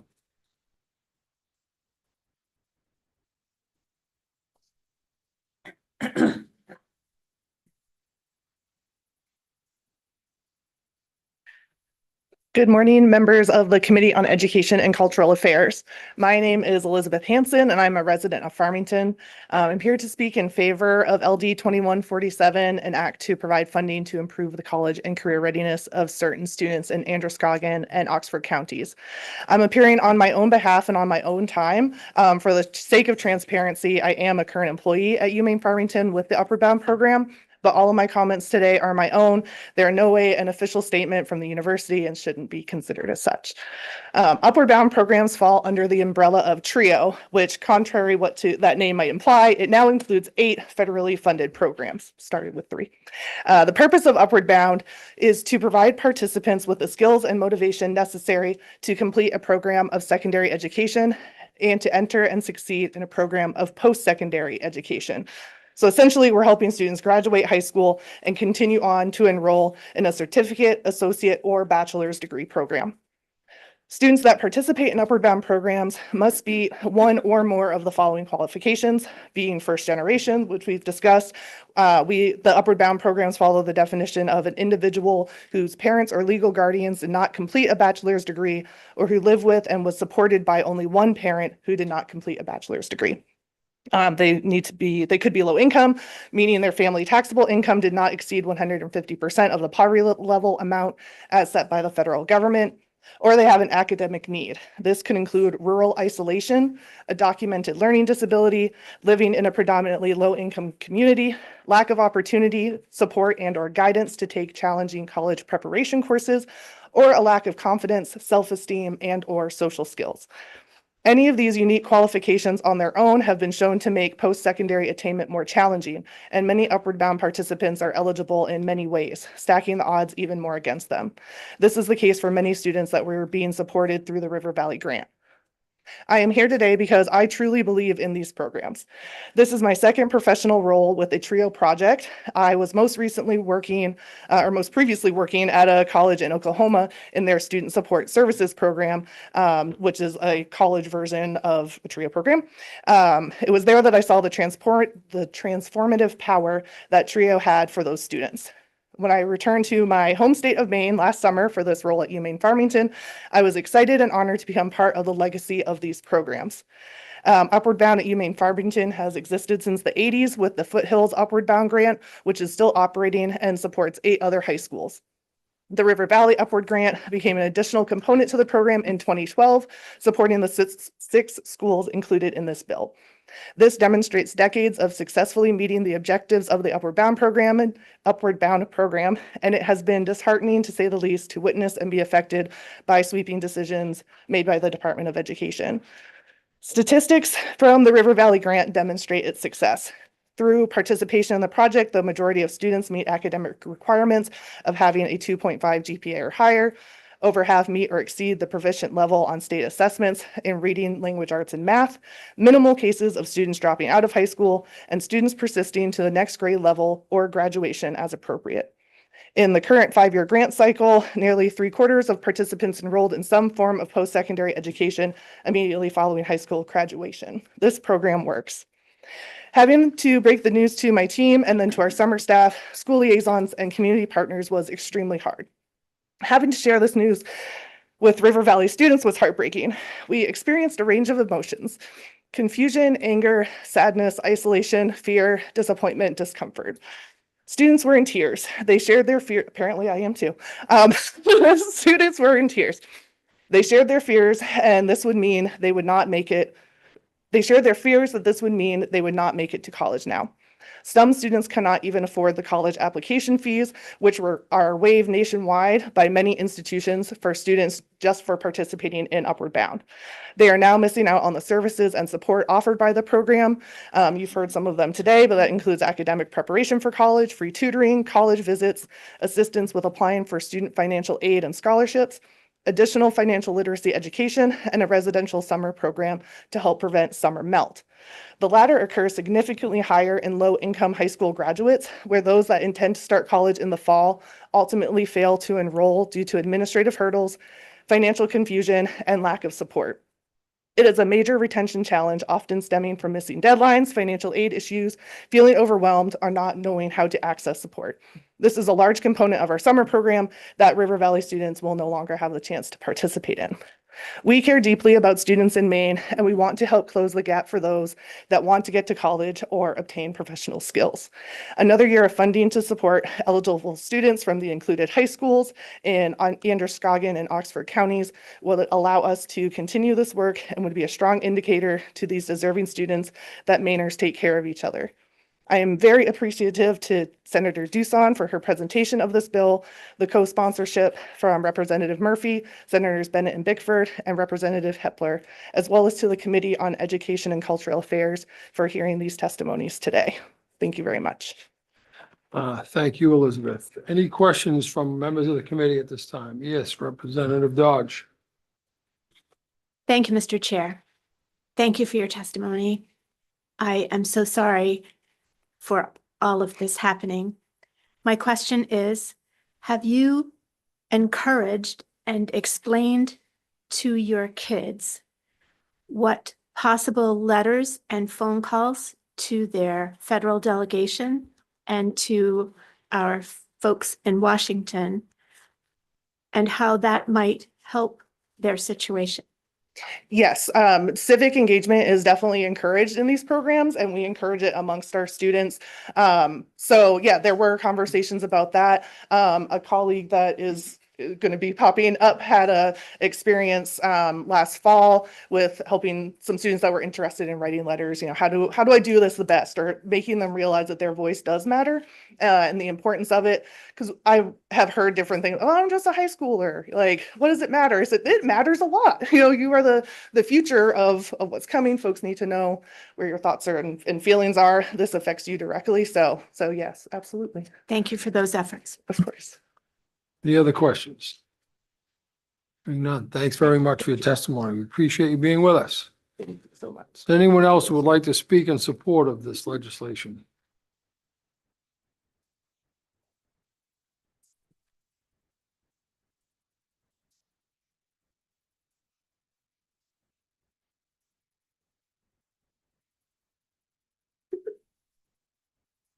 All right.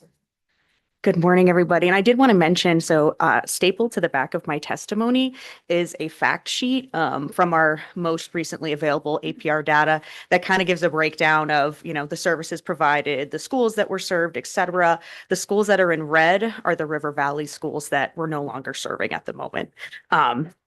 So good morning, everybody, esteemed members of the committee. My name is Abby Wassikin, and I'm a resident of Farmington, Maine. I'm here on my own time and not as a representative of any institution or my employer, but as a concerned citizen who has seen firsthand the impact of this particular Upward Bound program. I started my journey working for UMF Upward Bound as a summer staff member in 2020, and then went on to be hired as a full-time staff member in 2022. I've worked in my role as an academic counselor for the past 4 years, and in that time, I've seen many lives change for the better by our Upward Bound program. This September, my colleagues and I received news that both shocked and devastated us.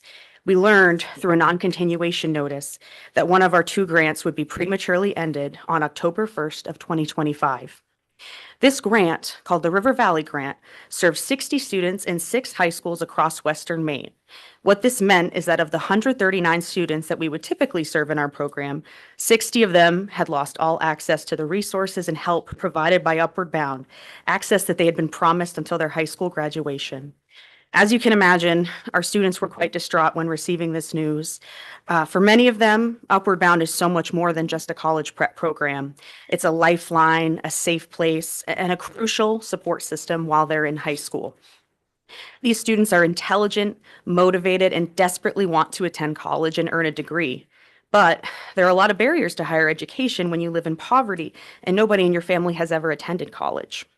Of the students that we served through the River Valley Grant, 66% of them were considered to be low income, which meant that their family's total income for the year did not exceed 150% of the federal poverty level amount. To put this into perspective, in 2026, this would mean that a family of 3 would have to have a yearly income of $40,980 or less. A family of 5 would have to have an income of less than $58,020. So just kind of giving those.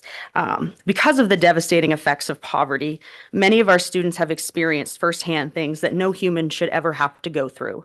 I've personally worked with students that have experienced trauma such as food insecurity, not having enough to eat, a lack of access to proper medical or dental care, having utilities shut off or disconnected at home, homelessness, living in a motel, evictions or frequent moving, not having money to afford new clothing and shoes when needed, a lack of access to reliable transportation, and so much more. For many of these students, education is the only way for them to escape these dire circumstances. The data tells us that programs like Upward Bound work. UB students are more than twice as likely to earn a bachelor's degree by age 24 compared to other students in the lowest income bracket. Many of our alumni tell us that they never would have made it to college without the support provided by our UB program.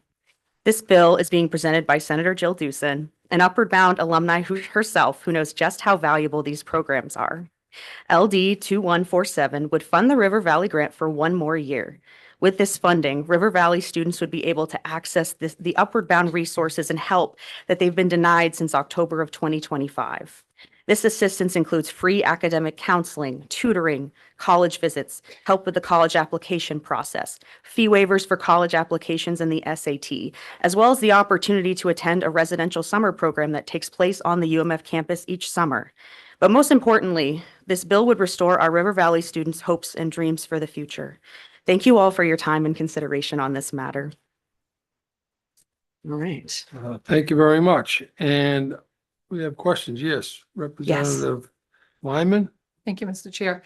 It just struck me. I'm kind of interested in, and it doesn't need to be now, but I'm kind of interested in knowing the correlation of the Upward Bound program with these students in guiding them towards a 4-year degree program or a 2-year, or tying in with the free community college. I'd like to see some numbers there, the percentages of students that are encouraged to move into a 4-year program versus maybe particularly a trade area, and what are the prompts that are used to help them make that decision. It just struck me that we have spent a lot of time in this committee looking at all the opportunities that we're trying to make available Mm. for students coming up.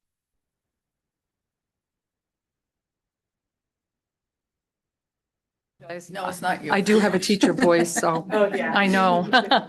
But anyway, it struck me that anything that could be shared because of the work that you guys have done with this program, I'm assuming that it doesn't just link to, you know, a Bachelor of Science degree or an associate's. Where, how does it, and when does it link to trades? How has the community college experience been incorporated in? Thank you. Yeah, that's a great question. So I don't have any specific facts on this, but. Excuse me, there's a microphone button turned right on. at the Yeah. base of the wire in front of you. If you there you go. Yep, you got it. Thank you. Testing, okay. Sorry. But I can say, so our program, so to get into Upward Bound, students, like, they have to know that they want to go to college. They don't have to know what for, you know, where they want to go, anything. They just have to kind of know that. And so we work with students individually to help them figure out what they want to do. So, because we absolutely do have students that want to go into the trades. Like I work with a student who wants to learn how to like repair cars, like auto collision stuff. And so what we do is we do like inventories with them. We do like a career experience component in the summer so they can, you know, kind of learn and maybe job shadow and see some different opportunities. And yeah, so essentially whatever, you know, path they're interested in, we try to help them, you know, bridge that. So if they're interested in studying a trade, yeah, let's look at the community colleges. And we definitely do take children to go tour the community colleges. But yeah, or if they're looking towards a 4-year degree, or maybe they want to do 2 years at the community college and then transfer.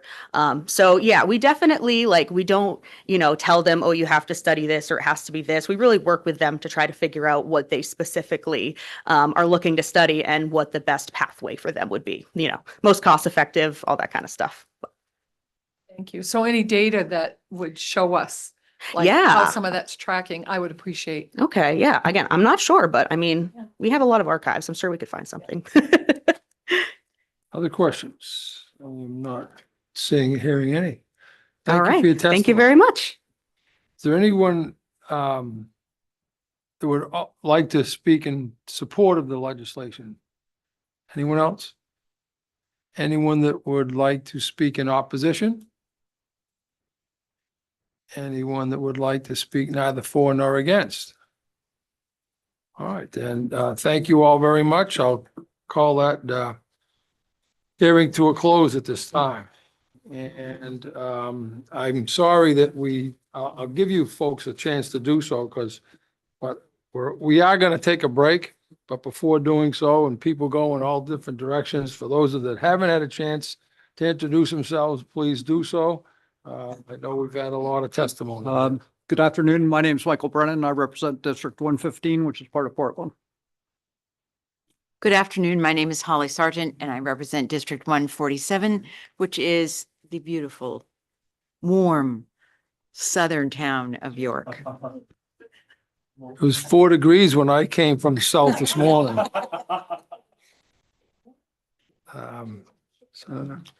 Good afternoon. I'm James Libby. I represent Senate District 22 and I reside in Standish, Maine. Thank you. I didn't miss, we good?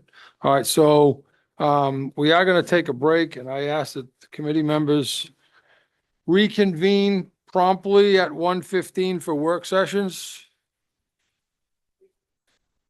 You have I a, have 1 o'clock work session. Augustus. We'll make it work. Wait, here's another, at 1. at 1. So do you want to go do it now? Or If we could do it now, that'd be great. can we give you till, all right, I'll make it as quick as possible. all right. If we're going to do that, I'm getting a request. Can we have 5 minutes, just quick to talk first? A quick, yeah, we can do a quick 5 and we'll reconvene in 5. All right, just go down, turn around and come back. Thank you.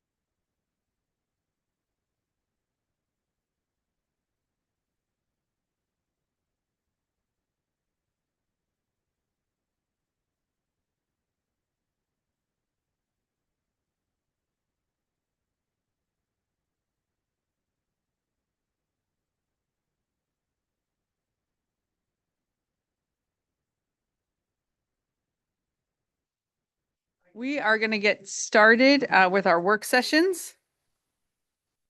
The first work session that we're going to take up is LD 471, resolve to establish a pilot program to expand intensive English language learner programs. The second one, LD 471. Well, stand by because there's about to be, I think, a motion. Turn your microphone. As the sponsor of that bill, I would like to make a motion that we vote ought not to pass.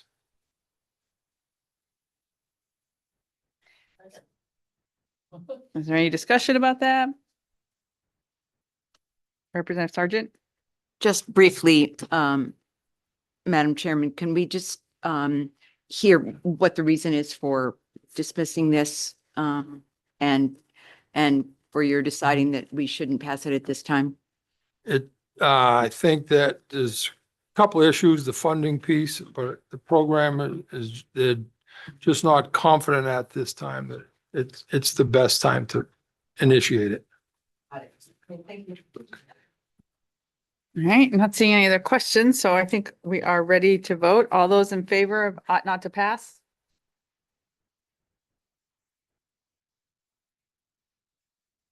Any opposed? Seeing any? Okay, so that's unanimous. Ought not to pass. That was 471. No, I mean. Oh, How many of us? 1, 2, 3, 4, 5, 6, 7, 8, 9. Thank you. Okay, so then our next work session is LD 1892, an act to establish procedures for school construction projects. Representative Brennan. Do you want to say anything? So, just to sort of give a brief introduction to this, this bill was carried over from last session. We've already technically had a public hearing and a work session at which the committee voted to carry the bill over. The bill proposes the creation of a whole new authority to handle school construction projects and like a significant reconfiguration of how school construction is funded. I also just wanted to bring your attention to the fact that there was an amendment that went out late last week by email that did go to the interested parties as well as the committee members. You also have hard copies of that amendment in front of you. It is an amendment proposed by the sponsor of the bill, Representative Brennan, and I would just sort of defer to him on that. So. Thank you. Good afternoon, Senator Rafferty, Representative Murphy. As Ms. Roy just pointed out, we did have a public hearing late last session on this bill, and it was carried over. And the very first thing I want to do is just call your attention to the bill. So if you go to LD 1892,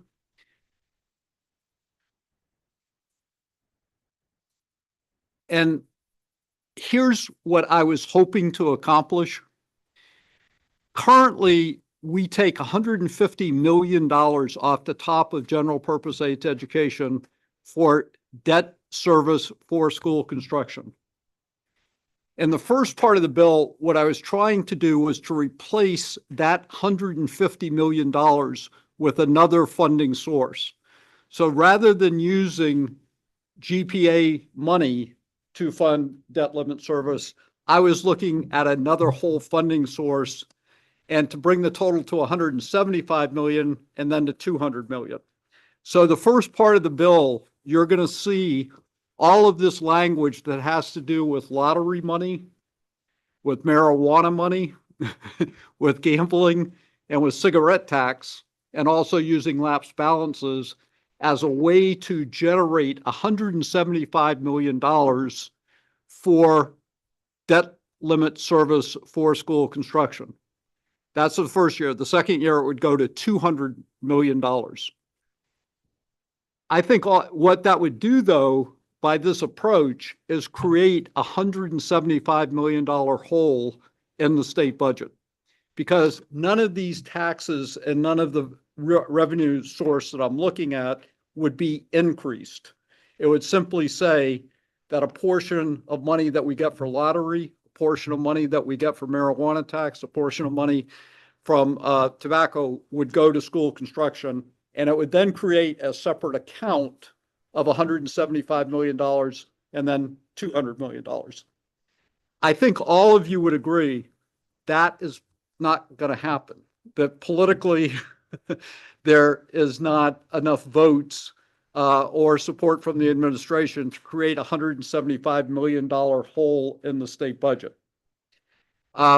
So what I'm saying to you is we can disregard the first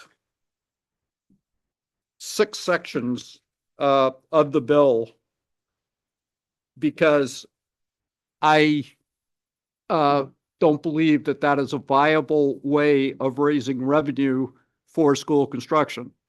But I think it's very important for this committee and for the legislature to understand that we need to look at additional revenue, additional sources of funding for school construction, and I think we need to do it immediately. So the amendment that I put together, and this is an amendment that Elena sent out last Friday, if you would turn your attention to this amendment, the very first part that says Section 7 may be eliminated or turned into a study. Section 7 has to do with creating a Maine Public School Financing Authority. And again, that's not ready for this committee to immediately say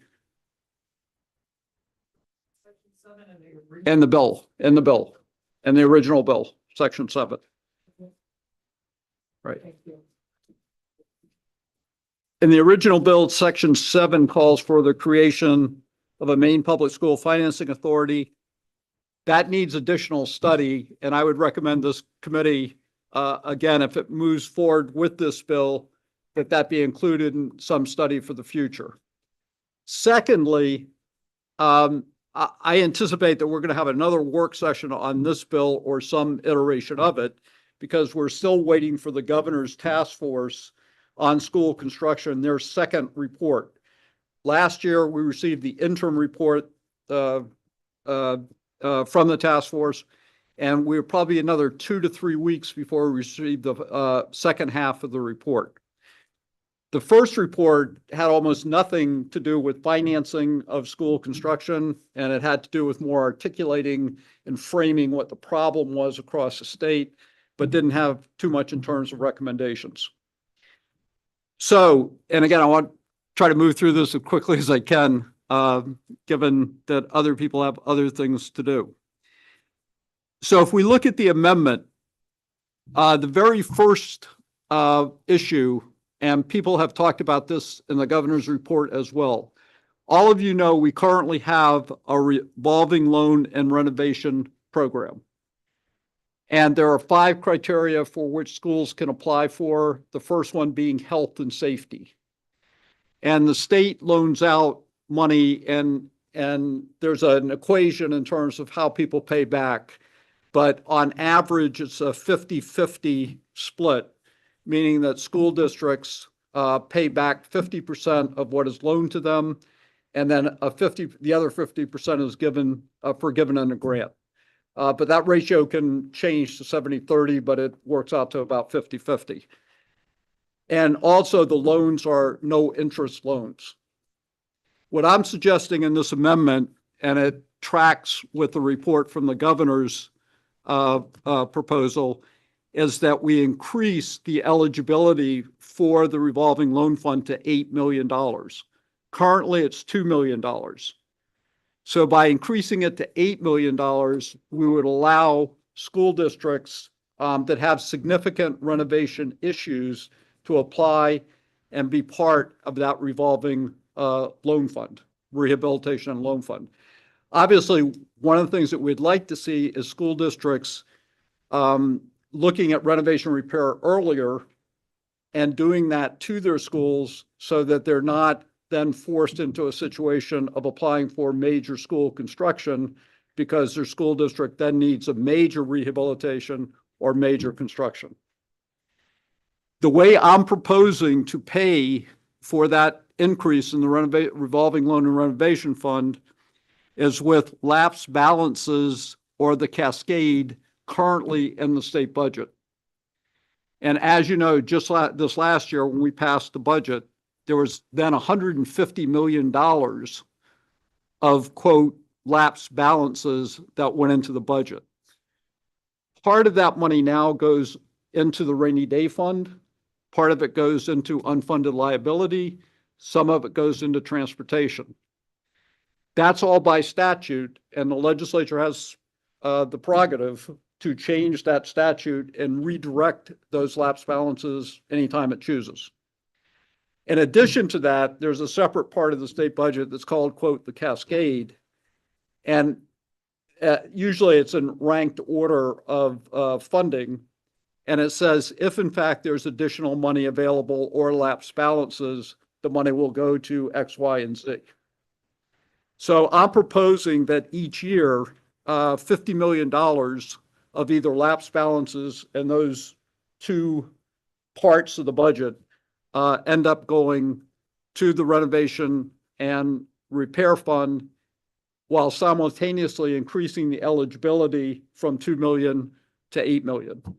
That would allow us to dramatically increase the number of projects around the state for renovation and repair and address health and safety issues such as mold and other problems that school districts are facing. That's the first proposal for 50 million. The second major school construction program, as I've already said, we do 150 million now for debt service. I'm proposing that next year we increase that to 175 million, and by 2029 it go to 200 million. And what that would do is then be included as the cost of education within the GPA budget. And the next biennium, the governor and the legislature would propose a budget that would include that increase in GPA and subsequently an increase in debt limit service for construction. But I'm also suggesting that we put language in saying that the state still has to maintain its 55% commitment to general purpose aid to education. So the next legislature and the next administration would have to determine how it would fund the addition and debt limit service, as well as maintaining 55% commitment to general purpose aid to education. The last time that we increased the debt limit service was Scott Brown would probably know, but it was around 2000, 2001, and we took it from 125 million to 150 million. And this, again, the suggestion would go to 175 and 200 million. This year, sometime this year, within the next several weeks, next month, the commissioner is required by law, by statute, to give a recommendation to the legislature and to the education committee on what the debt service limit should be. So I don't know at this point what the commissioner might be proposing or not, but she will be coming and saying, either we're going to keep it at 150, we're going to go to 175, or we're going to go to some other amount. The 175 and the 200, and I can show you the chart, tracks with the percentage amount that has been set aside for the last 2 decades for debt limit service relative to GPA and relative to the overall funding within the budget. So somebody might look and say, going from 150 to 200 million is a pretty big leap within that time frame. But when you look historically, percentage-wise, it's not. By doing that, as all of you know, we've had this last round somewhere between 70 and 90 proposals and major school construction projects. There have been 2 to 3 that have been approved at this particular point. You've all read the report from MEPRI and you've read the governor's report in terms of what the demand is looking like. And these 2 proposals, by allowing us to do more in renovation and repair and more in the major school construction program, we can take a major step forward in addressing school construction needs within the state of Maine. The next proposal, which we've all talked about at some other point, it's also in the governor's task force report. Maine is one of only 5 states in the country now that pays 100% of school construction. And this proposal is for cost sharing and saying that we should have a cost sharing mechanism within the school construction. Initially in the bill, it says 75-25 or a negotiated rate between the Department of Education and the local school district. I'm suggesting that we send this to rulemaking with DOE and the State Board of Education, come back next year and say what the percentage should be or the guidelines and the process for instituting a cost sharing mechanism. I've already gotten some pushback from people on this proposal. Well, those that have currently applied and been approved, they're saying, we don't want to pay 25%. We don't want to pay anything. We want to continue with 100%. And I think that's fair that school districts applied this time around with an understanding that it would be 100%. So that's why the state board and DOE need to figure out a time frame where they could institute cost sharing, and it would be fair to those school districts at the same time. But again, if we go to a cost sharing model, 75-25, 80-20, whatever we end up doing, that's going to allow us to do more projects because we will have more money, given the fact that municipalities would be expected to put in some portion of the cost for major school construction. The last proposal, this is a new proposal, and this is mentioned a little bit in the MEPRI report, and it's also something that Scott Brown, again from DOE, has mentioned to me. But it's a program, apparently they have this in Massachusetts, and it's called an accelerator program. And what it does is it allows the state to immediately respond to school districts that need roof repair or heating system repair. And my understanding is that almost every school district across the state of Maine has a school building with a roof that needs to be repaired or has a heating or cooling system that needs to be adjusted. And again, what this would do is allow us to expand some of the things we're doing in school construction, where right now we have a program, particularly with the major school construction program, it really is a lottery program. There are so few people that benefit from it that this would be a way for us to use state money to assist a number of school districts across the state of Maine with significant issues around roof repair and heating and ventilation. So this would be a new program, and it's a new idea. And the way I would fund it is that is through the lapse balance in the GPA account. So if I can explain this again, a little bit different. Last year, the state allocated $1.4 billion for general purpose aid to education. Over the last 3 or 4 years, we have typically had anywhere from $20 million to $40 million in the GPA account that, quote, is a lapse balance. But it's not a lapse balance to the general fund. It does not go into the general fund. It's a lapse balance that stays in the GPA account. And the Department of Education uses that during the year to balance out other things or pay for other things. But it also usually provides the basis for the next year budget of getting to 55%. So what I'm suggesting is that lapse balance is at 50, each year 50% of whatever that lapse balance in GPA is that's already been allocated, go to this new accelerator program. So some years it might be 20 million, some years it might be 10 million. There may be a year that it may be as little as $5 million. But the idea is to take money that's already been allocated for general purpose aid to education, make sure that it stays in general purpose aid to education, and then is used for this accelerator program. So that's the amendment. And I know there are a lot of quote moving parts to the amendment, but what this would do if we enacted this, it would be a significant step forward in providing resources for school construction and renovation and repair across the state of Maine.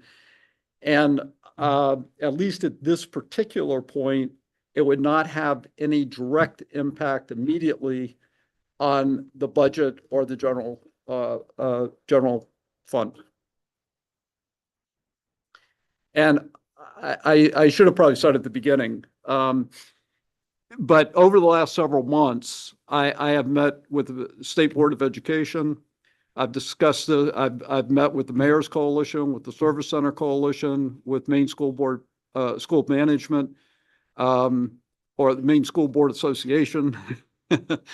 And I've also discussed it with MEA. So, and I've met with the Commissioner of Education about this as well. So all these ideas,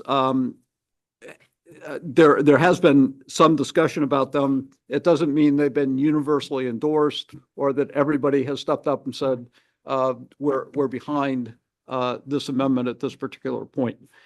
So I would recommend to the committee that we basically take 1892 and take the overwhelming majority of it out, and focus on this amendment, along with a couple of other smaller points that we'd still probably want in the bill. So I'll stop at this point, and I'm more than happy to answer any questions. And thank you for your indulgence in trying to move this work session along. Representative Hagan. Thank you. Well, thank you. I've been researching this, and I really studied the MEPRI report. Yep. You touched upon a couple of recommendations or, thinking outside the box. Yep. I think there are many more items in here that could alleviate the amount of money, and they're suggesting some policy change. I think there's a lot of more moving parts that need to be added. And, state money equals taxpayer money. And right now people are obliterated with money. The last thing, I'm all for doing something with this. I absolutely agree, but I'm just worried about the tax burden to our citizens. And this is not a new problem. This has been a problem that's been going on for several years. So it might just not be ready. And another thing I have in my hand is the Cascade Plan from your Appropriations Committee that is looking at, for the fiscal year of 26, how the money is going to be outlined. And I'm curious where your $50 million allocation might fit in here, and or have your colleagues agreed to making that drastic change to this? Right. Well, that is open for discussion. And again, it's a legislative prerogative to establish. And again, I want to say there are two funding streams. So I'm assuming you're looking at the statute that allocates money to the rainy day fund. I'm looking at And step by step, number one, fixed priority transfers, current one-time legislative priorities, right, percentage-based distribution, and status for June 30, 2027. right. And as you know, this past session, we've reached the I wouldn't say a limit, but the rainy day fund is fully funded. And so there will not need to be money that will be going into the rainy day fund if we continue to keep that at quote 1 billion. And then the other money goes to unfunded liability, it goes to transportation. Those are all questions about whether or not the legislature wants to continue to have lapse balances go in that direction or carve off a portion of that for construction. And for me, that would be a priority, and I'd be willing to do that. Again, the second part of quote, the cascade, typically when the budget is passed, it then ends up saying, if there are lapse balances of money available, we would fund this, this, and this. And I'm saying, the education committee, we should say one of those priorities should be the renovation and repair program. So I don't I don't want to downplay the significance of doing it, but it is in with the legislature's prerogative about whether or not we want to make this a priority. And I believe it should be. And I believe that this is a time for us to take a step forward in school construction. And if you look at the MEPRI report and you look at the governor's initial report, the problem that we have facing us is considerable. True, but I do think there are some great suggestions and recommendations. And so you're saying that this was, I'm assuming this was put together by the Appropriations Committee. That is, I'd have to look more closely. That is statute that's been around for probably 4 or 5 years. This is just a 6 plan. years. This is the Cascade Plan for 2026 that I received from an Appropriations Committee member. Again, So I'm I'd just have to wondering take, where I'd have to take a your look at it. 50 million a year falls into this, is what I'm trying to understand.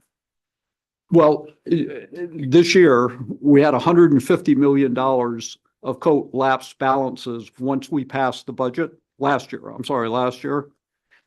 That $150 million was then appropriated based on that statute.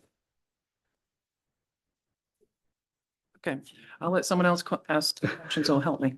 Senator Libby and then Representative Lyman. So a percentage of that 150 million went into the rainy day fund, a percentage went into unfunded liability, a percentage went into transportation. And at any point, we can change that statute and say, in those circumstances, X amount of dollars will go into school construction.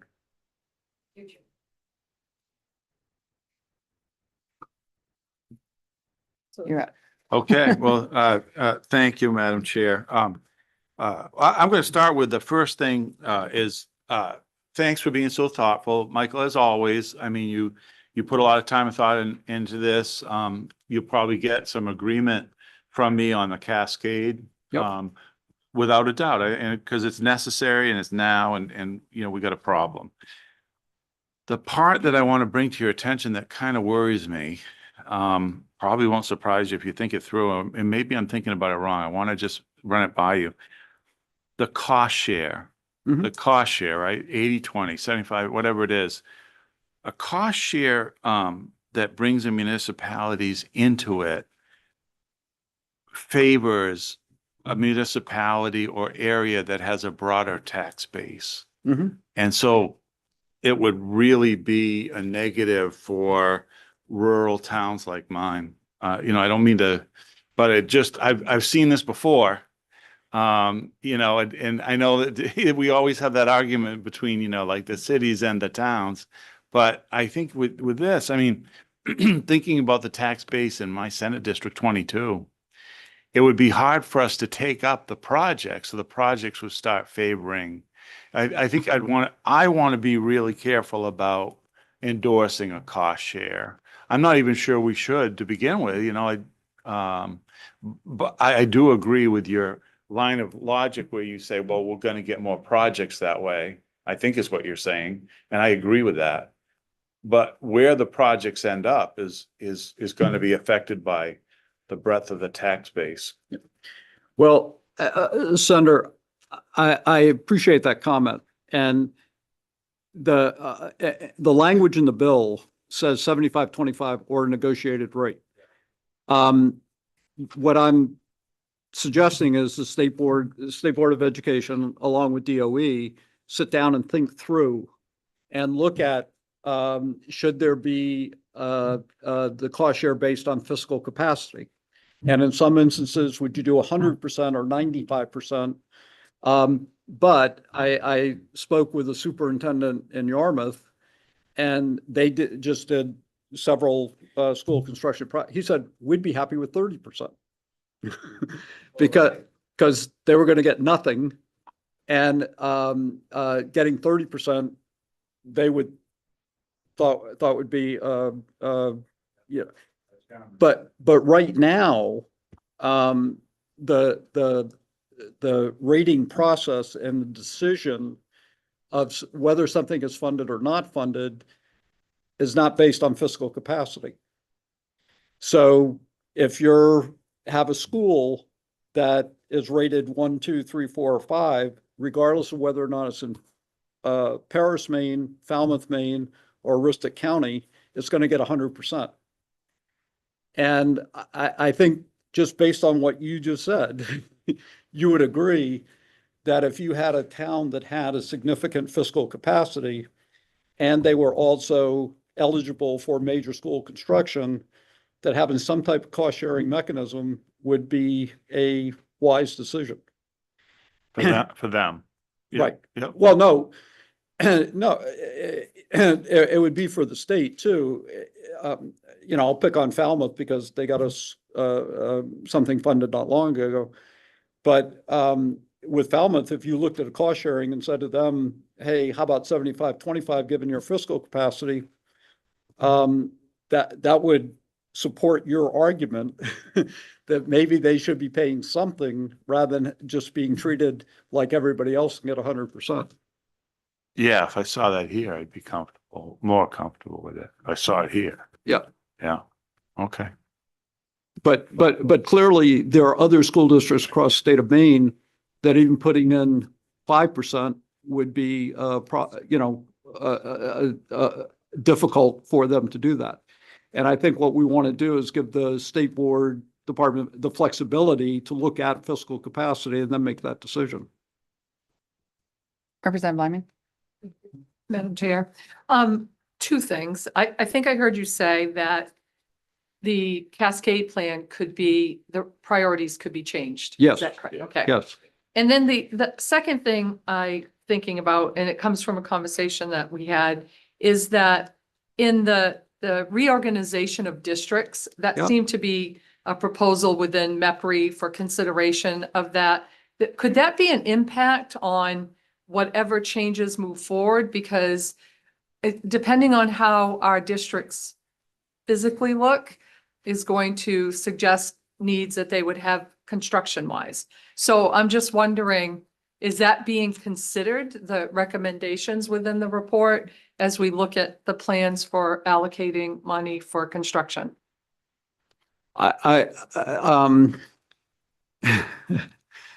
Right off top, I mean, I hadn't thought about that, Representative, but they seem to be two separate issues. Well, in the sense that during the application process, the school district would be applying, and whatever the makeup of that school district would be, wouldn't necessarily be affected by the school construction project that they apply for. But it seems like if we're in a process of trying to come up with a protocol or procedures for dealing with construction, that we need to have all our ducks in a row. If we need to have some considerations about the geographic or the composition of our RSUs, that needs to be the first step prior to, I don't know, I feel like it's an integral part of this process. And I'm just curious, because it was within the MEPRI report, that, there needs to be some consideration, at least some discussion about the impact that could have on the needs that an area has for construction. Well, it definitely would, in the sense that if there were school districts that realigned themselves and there were towns, communities that withdrew from a school district or state, that would certainly have an impact. But that would be something that you would assess during the application process or look at the application process. So. I'm gonna go this way. Representative Mitchell. Thank you, Madam Chair. Question. when a school applies for a construction project now, Yep. in addition to the current needs of the school, why they need repairs or whatever, or school, is it not included the data on projected enrollments? Because that would then indicate further needs exacerbating whatever issue it is. Right. Yes? Right. Yes. And that's why, you know, in recent years, there's been an effort to look at how do you consolidate schools.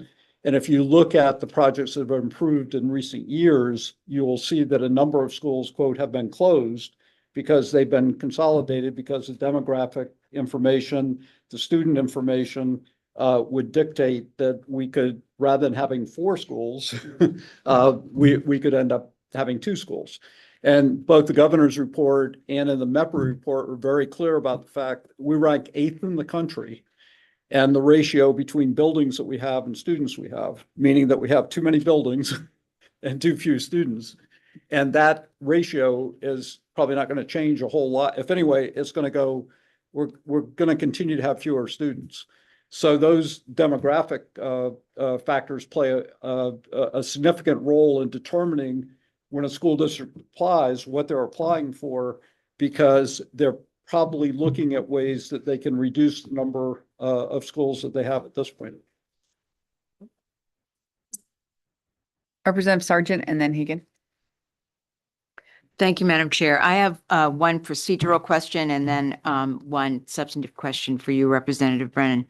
I just want to make certain that I understand that as we are awaiting the final report of the Governor's Commission, that have a number, we hope will have a number of recommendations and addressing some of the things that people have mentioned now, which is really not about how we find the money, but really about how we determine how we're going to give out the money and how we're going to, you know, try to reduce the cost, blah, blah, blah, all of that. Will we be able to further amend this piece of legislation to accommodate anything that we wish to incorporate from the governor's report at a later date? Yes. Okay, Yeah, thank and you. I can just, some of the particulars about it. We only had 2 carryover bills. We just killed one. Yep. So this is our 1 carryover bill. And since we are waiting for the governor's report, we are requesting an extension to continue with the work on this past the January 31st or 30th deadline. Good. To have carryovers taken care of. So since this is our 1 and we're waiting on the report, we're asking for an extension, which. On Mike, I would like to go on record saying that I hope that we're able to give a great deal of time in our schedule to try to dig in on these issues and talk them through because they're complicated and they're really, really important. Representative Brennan, my question was just why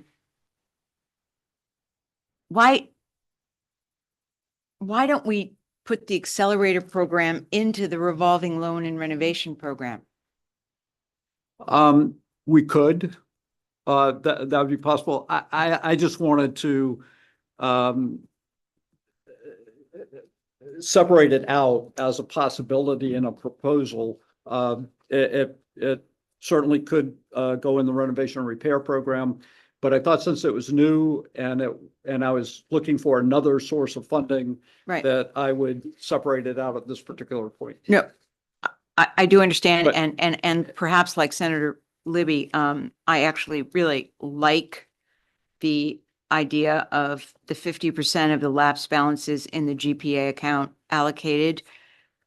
I would be just as happy to have that allocated to, you know, a broader array of renovations rather than just a leaky roof or a heating system. But anyway, we can discuss that further.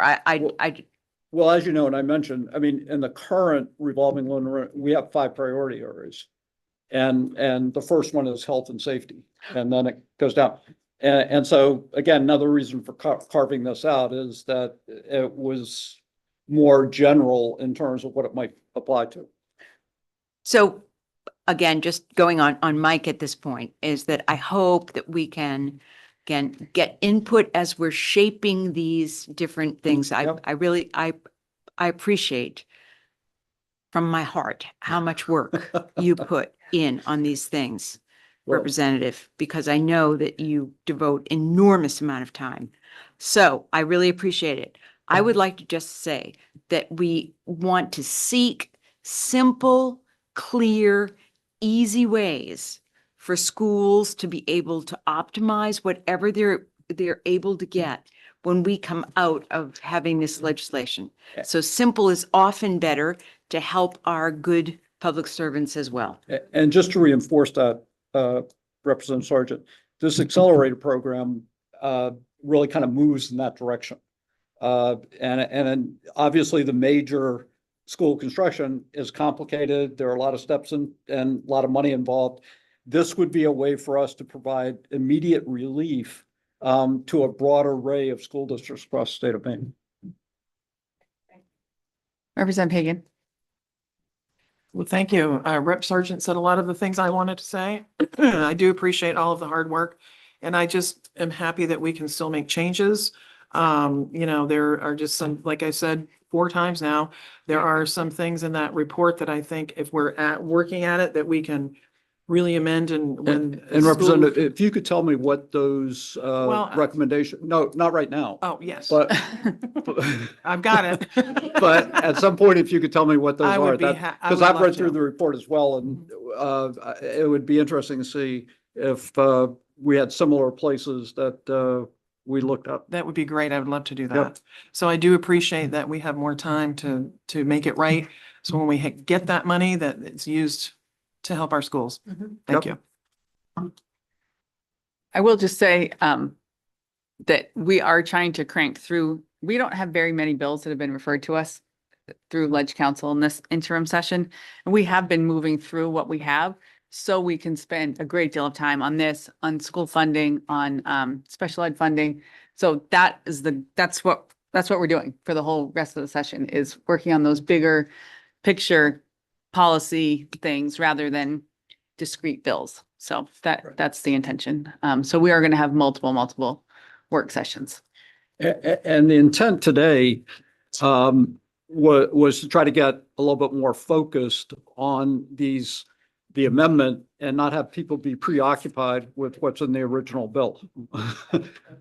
Given the fact that its likelihood of going anywhere are next to none. Are there any other questions at this point? Looks like Elena has some things to tell us. Nothing really that important, but I would just recommend procedurally, it may be wise to table this bill. Yeah. So that it has that tabled disposition. Correct. Should we have a motion? But that's it. For tabling. Make a motion, table the bill. Okay. Second. Okay. We don't vote on a table, right? We do? No discussion, but we vote on a table. Okay. All in favor of tabling this bill? Okay. Thank you. Yep, that was unanimous. And thank you for your attention and time with the committee. And I suspect we're going to have several other work sessions going forward. We Thank will. you. All right. So that is all of our work today. We have public hearings tomorrow, starting at 10 o'clock. So thank you.